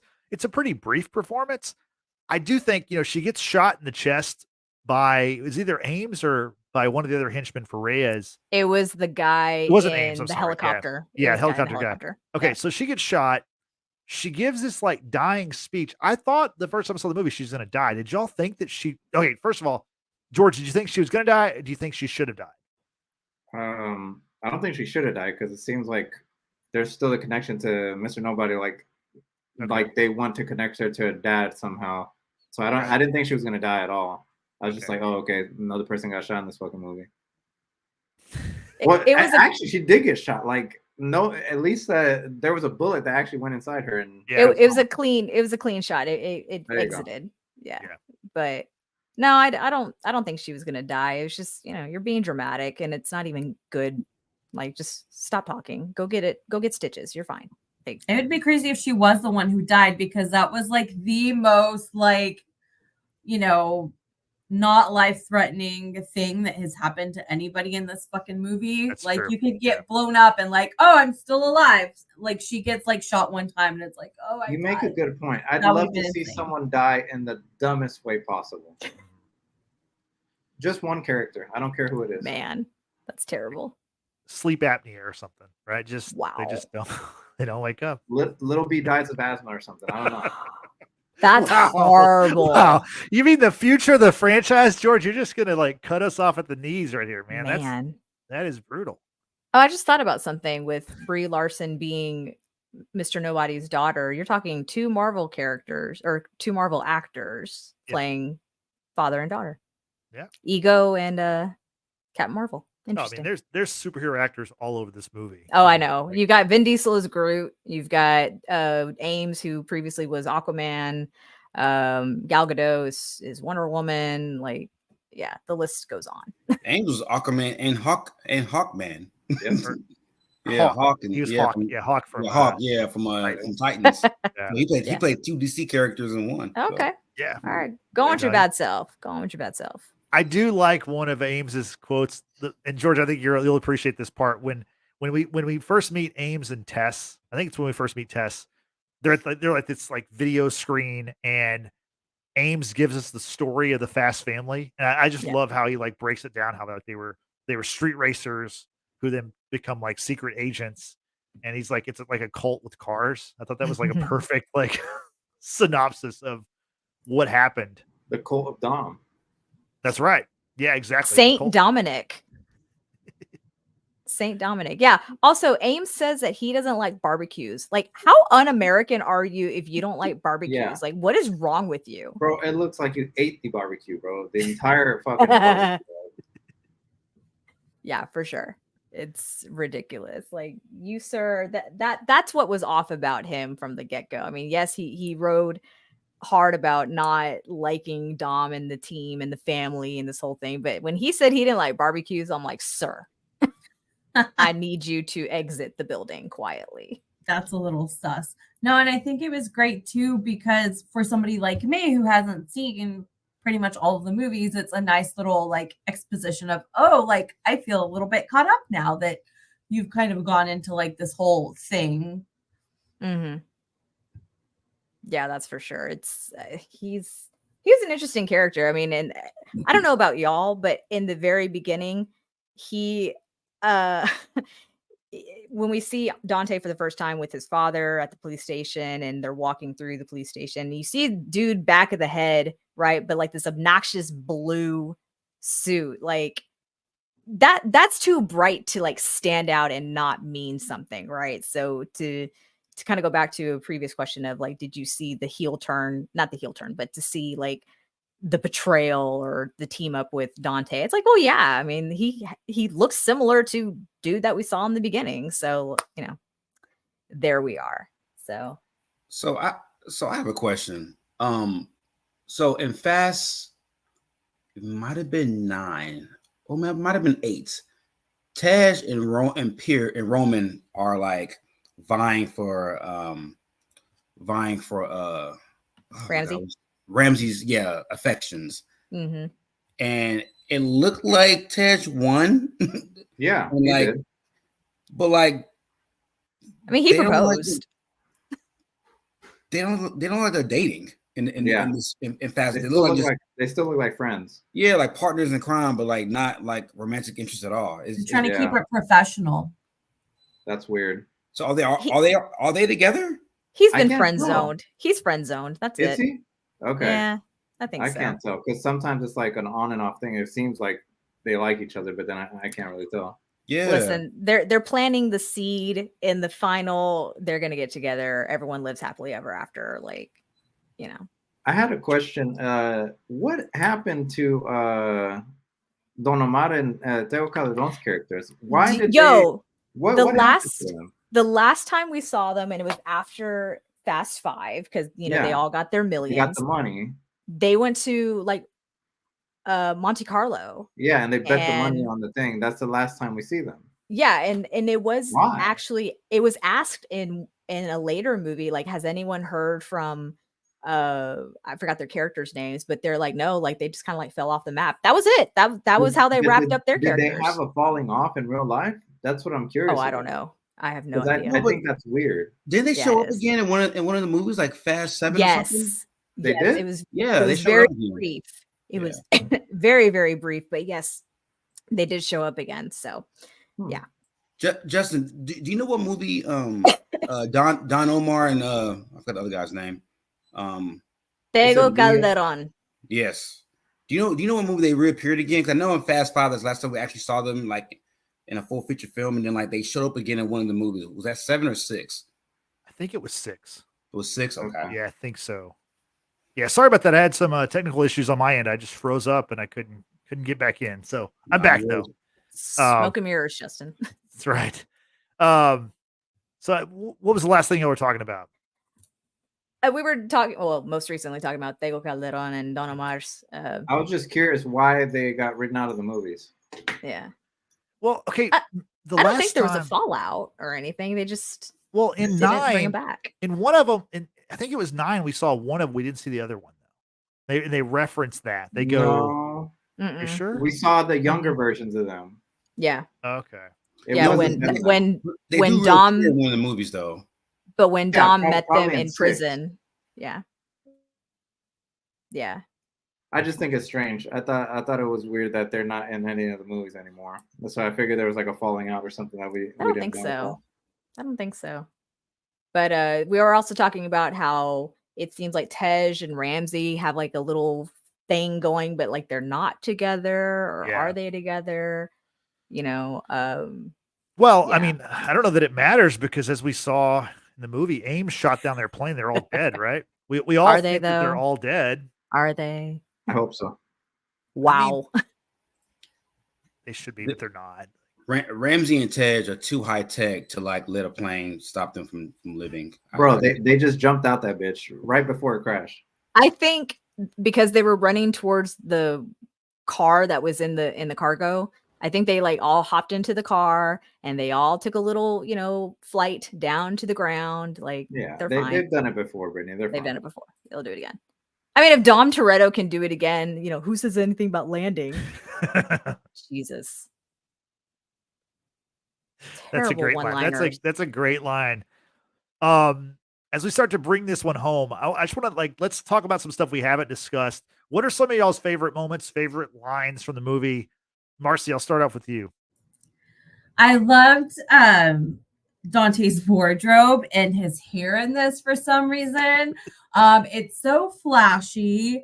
Like I sent to you guys in like our offline chat, like it looks like some of his wardrobe could have also been used in the live action of Aladdin, like his flowy pants and like his flowy shirts. He could have been like a really good genie too in the live action version. They need to remake it again with him as the genie. I would watch it. But I loved his hair. I loved just how unhinged he was when he's talking to those two dead guys and he's got their eyes taped up and he's just kind of being like unhinged. And you're like, wow, you're like evil, like, and psychotic. And I love it. And I'm not like really rooting for you, but I'm also not like hoping that they get you. Like, I still want more of like your bad guyness to continue. So, I think he was just like my favorite part of the whole movie and just kind of like how they were able to kind of add the wardrobe and the hair to make him a little bit crazier. Yeah, he had the best lines in the movie. My favorite line of his is when after Uncle Jacob sacrifices himself, he says, looks like Uncle Muscle won't be at the next barbecue. And then he's like, but it's very honorable or whatever. It's just like great line. That was the best line. Uncle Muscle. Yeah, that was great. Brittany, what about you? What are some moments we haven't talked about that you want to touch on? Oh man, there's just so many. The introduction of Dante to Cypher was pretty cool, like just to show his strength in the sense of, he brings in the two dead bodyguard people, right? And how he flips Cypher's people on her. I have questions like what happened to the hostages? Like, are they okay? I hope so, because if they turned out what happened to the nerds that Marcy just talked about, him painting their toenails and talking to them as if like they're alive. He's like, hey, okay, so don't touch those, let them dry, finish your mojitos. I'm gonna go wash my hair. Like it's just so great. But I think my favorite line, and it's so silly, of course, it's a Dante line when he is on the bridge with Dom and Rio. This is where we met, and they're punching it out, what have you, and Dom socks him so hard that one of the molars pops out of Dante's mouth, and he's like, you don't know your own strength, and he pops out the tooth, and he throws it at Dom. He's like, you butthole, like just so random, but it's so funny to me. I just, again, Justin, I think you said it well earlier. Dante's character is Joker. It's not the same likeness to Joaquin Phoenix's Joker, but it's Joker who dresses like Jack Sparrow. And I absolutely loved it. I love the color coordination for the Rio race of his purple car with his purple ensemble. Just mwah, it's just, he's perfection. I love it. I'm here for him. I'm rooting for him. Just saying. George, what are some moments we haven't discussed that you want to bring to the table? I think my favorite things about this movie is just the ridiculous shit that Dom does. And he lifted a fucking Ford Mustang with one hand. Crazy. One hand. Yes. And then he made it like just fucking crash into him. Amazing. Little B jumping out the fucking car. Oh yeah, we gotta talk about this. Yeah. Oh my God. I paused it. I looked at Anna. I looked at the TV. I did that like for 5 minutes straight. No, I didn't say one word. And then I was just baffled. I couldn't believe it. That was amazing. The crashing into the crane. Fuck, what else? Where he says he's like, I don't need to land it. Bitch, you still landed on a fucking car. I think he landed on 2. He crushed them too. Yeah. He crushed it, and he still drove off. Amazing. He brought down not 1, 2 helicopters. Fuck, what else am I missing? I mean, just the fact that he defies gravity every single time. He defies the laws of physics every single time. I don't know. Overall, I'd watch this movie again. I will watch this movie again whenever I want to laugh, because it was amazing. It's so rewatchable. Yeah. Frank, what are some other moments we haven't mentioned that you want to let us know about? Dude, it's just every Dante scene, bro. Like, he's the only motherfucker on the planet that can look so manly doing his nails around a bunch of dead guys, and had like there had to be like a 15 take scene. Like, he's talking to himself the whole time while doing his nails, while showing his villainy at the same time, how evil he is. But that's hard to do, to like pretty much do a monologue by yourself. Like that. I've been wrong about a lot of things. I have never been more wrong than the acting chops of Jason Momoa. The guy, like at age 40, whatever, however old he is, he clocked into another gear. Like, I don't know where it came from, what inspired him.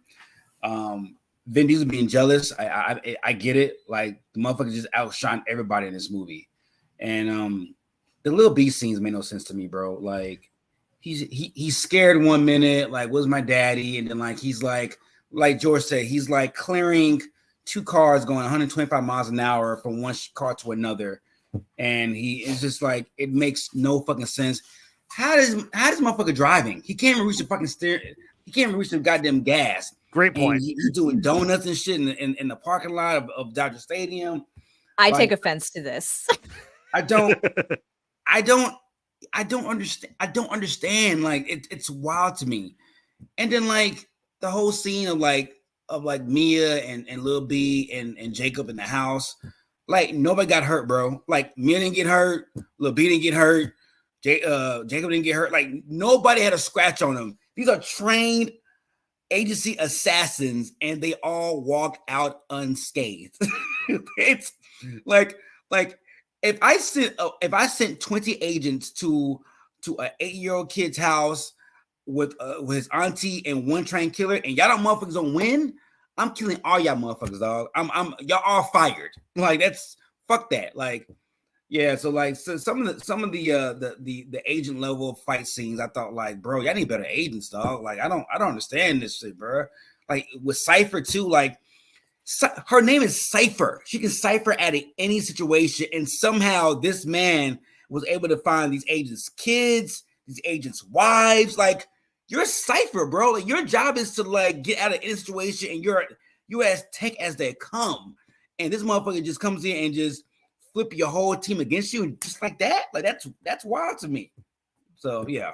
But when they did turn against her, she had the remote control for all their guns, and she could immediately turn off their guns, which I thought was like amazing. Just like, but you have the foresight to have remote control guns, but you don't have the foresight to wipe everybody's like identities to where it cannot be seen, like, it cannot be looked up at all. Like that's wild to me. That is, or like you get like, you know, like in the real life military, like real life SEALs or like special forces or like black ops or whatever, they get guys that have no families and have no family ties because they don't want anybody, you know, to like put themselves at risk and still have like family members to, you know. Exactly. These guys have wives and kids, and like they're doing, you know, their soccer dads and shit. Like what, who are you recruiting, bro? Like, that was dumb. That made no sense to me. Yeah, that's true. I remembered one more thing, Justin, that I thought was just adorable. It does deal with Little B and Uncle Muscle. You know, they're driving down, you know, listening to tunes. Marky Mark, my God, good vibrations, right? And then John Cena or Uncle Jacob starts doing one of these numbers, the little boomerang, and the kid's got moves too. He's like, yeah, like, oh yeah. We're here. We're doing the boomerang. I thought that was just really sweet. It was a really cute moment. It was a really sweet moment. They got rhythm. That's all I gotta say. Yeah. One of my things that I want to mention is the fact that, you know, Dante has the best lines and he's always talking, but it seems like he's always talking to Dom, and it seems like Dom can almost always actually hear him, even when even when there's not comms involved. They're like, Dante could be whispering on a mountaintop in Rome, and like it's like Dom can hear him, like, I'm coming for your family. Yeah, that kind of stuff. And it's like, and the way they play it like Dom can actually hear everything. Like, who are you going to save, Dom? Like, you know, you can't save them all. Like, meanwhile, they're like driving like 100 miles an hour in these cars, and like you could hear nothing if you're doing that. But it's like Dom has this inner monologue of Dante, his every word, and that's just like accepted as part of the movie. And I like it. I'm just saying it's wild. It's crazy. Like, especially on the dam. Like on the dam where he's hugging Little B, and then Dante says like, time for you to die. And he's like, opens his eyes like, what'd you say? You know? Yeah, it's ridiculous. Yeah. Also, during the bridge scene, Dom uses a car door like a Captain America shield. Like, I mean, come on. How did it take him this long to do that? Like, it took him 11 movies, things like that. Like, he didn't do it before, or someone else didn't do it before? I don't think so. Maybe I'm wrong, honestly. You may have to revoke my fast fan card, but I'm pretty sure that's a new addition to the franchise. You know, Dom with his typical quotes, "You made one mistake, you never took my car." It's like he gave you the car, which is we talked about earlier. Also, you know, Dom, without family, you've got nothing. You know, like, it's such a Dom line. I wanted to mention, you know, the Letty bike jump in Rome, like her little that little railing falls and she does like little boop, like, that was sick. It was awesome. That was like a BMX trick. That's badass. Yeah, that was very cool. And by the way, Jason Momoa did almost all of his bike stunts in Rome, so also pretty cool that he's like just down to do you know, whatever. That's pretty cool. And honestly, my final thing is when Grandma Toretto is talking to Dom. They're in the garage, right? And we hear the piano version of "See You Again" by Charlie Puth and Wiz Khalifa. And we only hear a little bit of it, but gotta say, a little tear came to my eye. You know, that scene too, and I'm glad you brought that up because there are photos that we God. see being panned, right? The camera's panning across these Right. photos. They get these photos Right. in situations that are not attainable to get the photo. Like, They're- are you kidding me? They're photos in other movies. Like are they? They're I from- know. They're from God's eye. There you Oh, go. that's valid. That would be okay. We're done. We're done. George is a photographer. For those who don't know, George, you should open a company called like God's Eye Photography Yo. and just Great idea. go Take- for it. Take random Kansas to spy on people and shit. That'd be a good private eye investigation company name. There you go. Yeah, you're like an offshoot of the agency, Oh man. and yeah. So Fun fact: go for it. the word family is said 56 times in this Oh, wow. I would have taken the over on that one. film. Not bad. Yeah, that's a lot. That's a lot. I mean, So Go ahead. Wiz Khalifa has not made music in a while. I looked it up a while back. From See You Again off YouTube alone, I think on YouTube it has like 2.9 billion views. no, it's got 6 billion views. Oh, it's 6 now. Yeah, yeah. He's made over $9 million off of YouTube alone off that single. That's all from Justin, by the way. at least You know, half. Yeah. At least half is from Justin. Like, yeah. and Charlie Puth gets a fraction of that too because Charlie Puth wrote the song, but like Yeah. Wiz Khalifa's made damn near $10 million off one single Yeah. on YouTube. We're not talking about like streaming like on Apple or like Spotify, like just off YouTube alone has made 10 milli. That song, I mean, it was written for the movie, but it was such a huge cultural song that when Kobe Bryant tragically died, they had a funeral thing for him at Staples Center, which is now Crypto Arena or whatever in Los Angeles, and they performed that song live, which obviously the same kind of message. See you again. So I it's kind of a joke that I say I like the song. I actually like the song. I really do like the song, and I love like the part where everybody like screams like that part. Like that's, I don't know. It's just like that was such a great send off for Paul Walker's character in 7, and they didn't send him off. So anyway, I love the song. I got to bring that up. Is there anything else that we didn't touch on that y'all want to mention before we get out of here? Yeah, I love Helen Mirren and I want her in my life.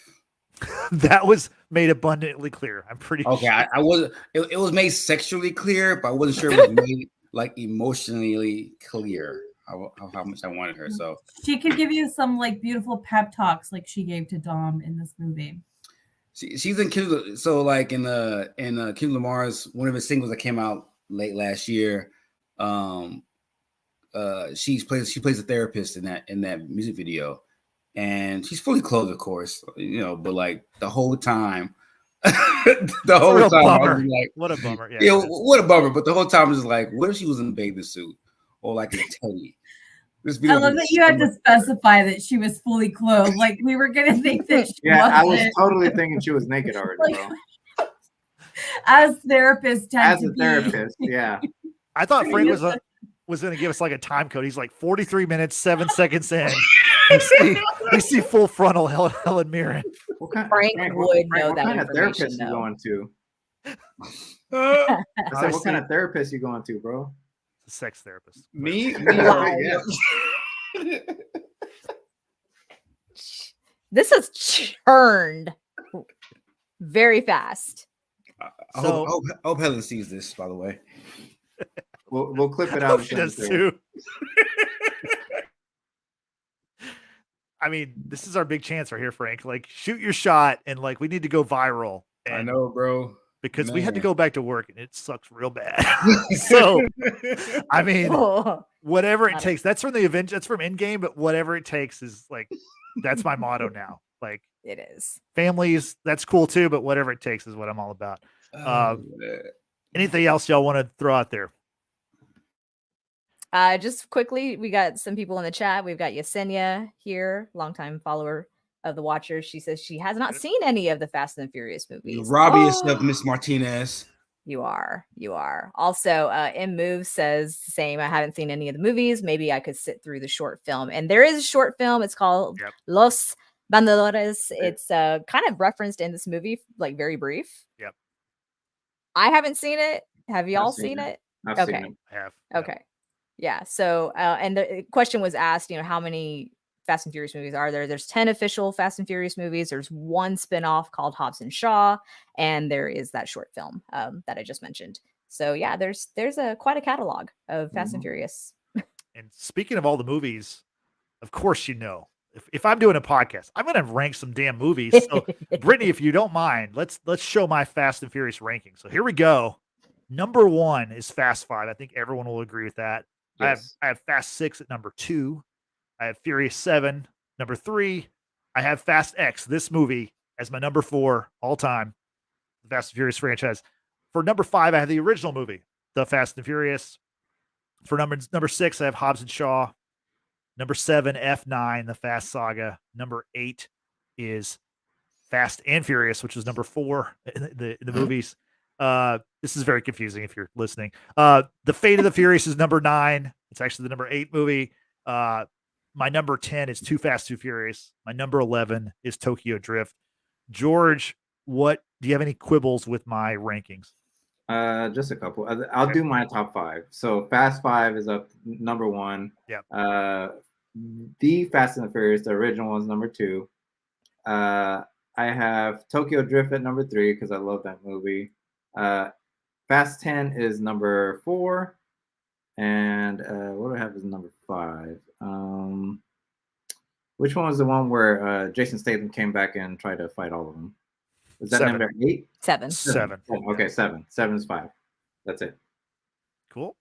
Brittany, any thoughts on the rankings? Yeah, I mean, I can kind of agree with you for a good majority of it. I think there's a couple that I would, in your bottom, that I would move more towards the front for myself, because I really like Too Fast, Too Furious. No one really cares for that movie that much. I understand. Everyone that I know generally really ranks Tokyo Drift very high. I'm with you, Justin. It's not one of my favorites.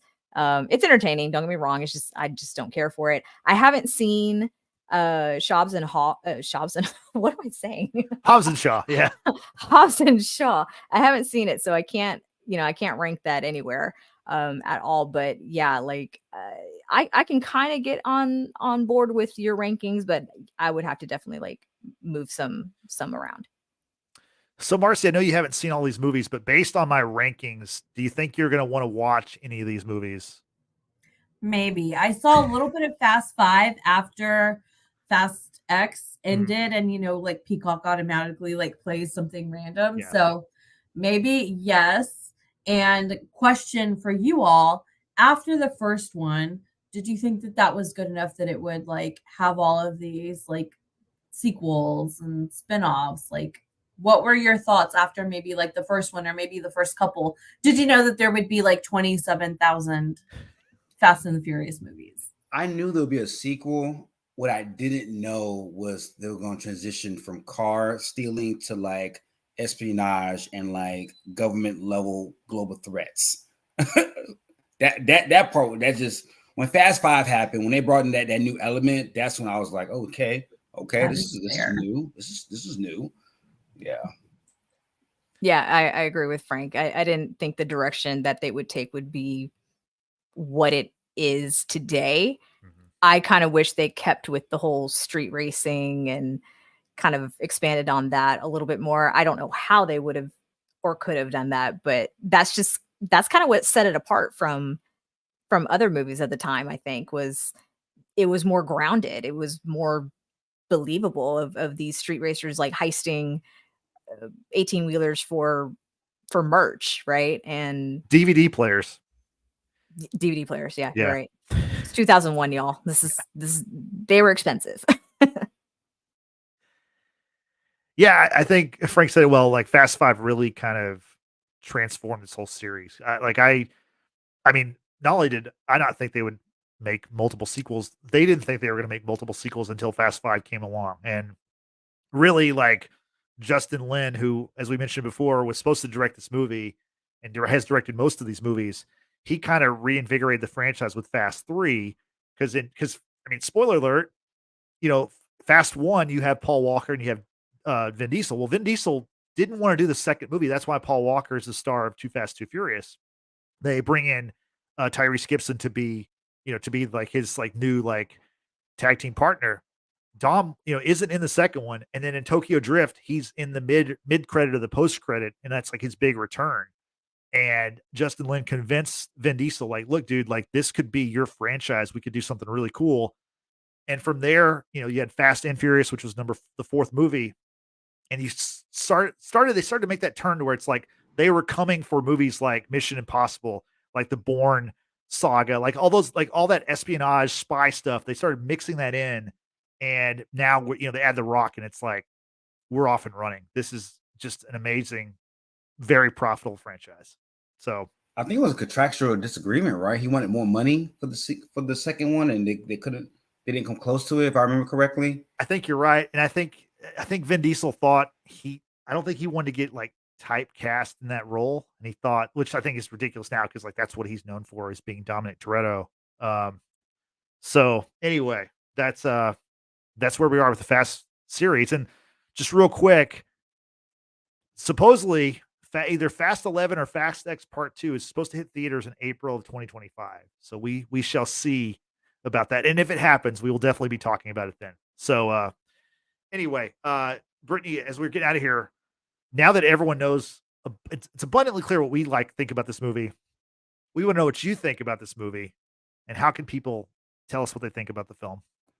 The best way to tell us your thoughts on anything that we are reviewing is to join us in the live chat, just like Yesenia and M Moves did today. We appreciate you both being here, and we appreciate those who check out our replays. But to everyone, be sure to subscribe, hit that notification bell to let you know the next time we will be going live, but also hit that like button. It helps out our channel immensely. We are on the road to 300 subscribers. We're at 278. Help make that happen by the end of the year. Also, you can follow us on Facebook. I want to say Twitter X, sure. Instagram. We're also on Threads, so check out @WatchersBasement. You can also help grow our audience by using #WatchersBasement. Let us know what you want us to review. Send us memes, send us articles, whatever. Just use that hashtag. And lastly, if video podcasts is not your thing, we've got you covered with audio podcasts available on Apple Podcasts, Google Podcasts, and Spotify. Be sure to follow us on all those platforms and give us a 5-star rating. Thank you, Brittany. So for Brittany, for Marcy, for George, for Frank, I'm Justin saying thanks for watching. Thanks for listening. We will see you next time. Have a good evening. Bye-bye. It's Love you, been Helen. a long day without you, my friend.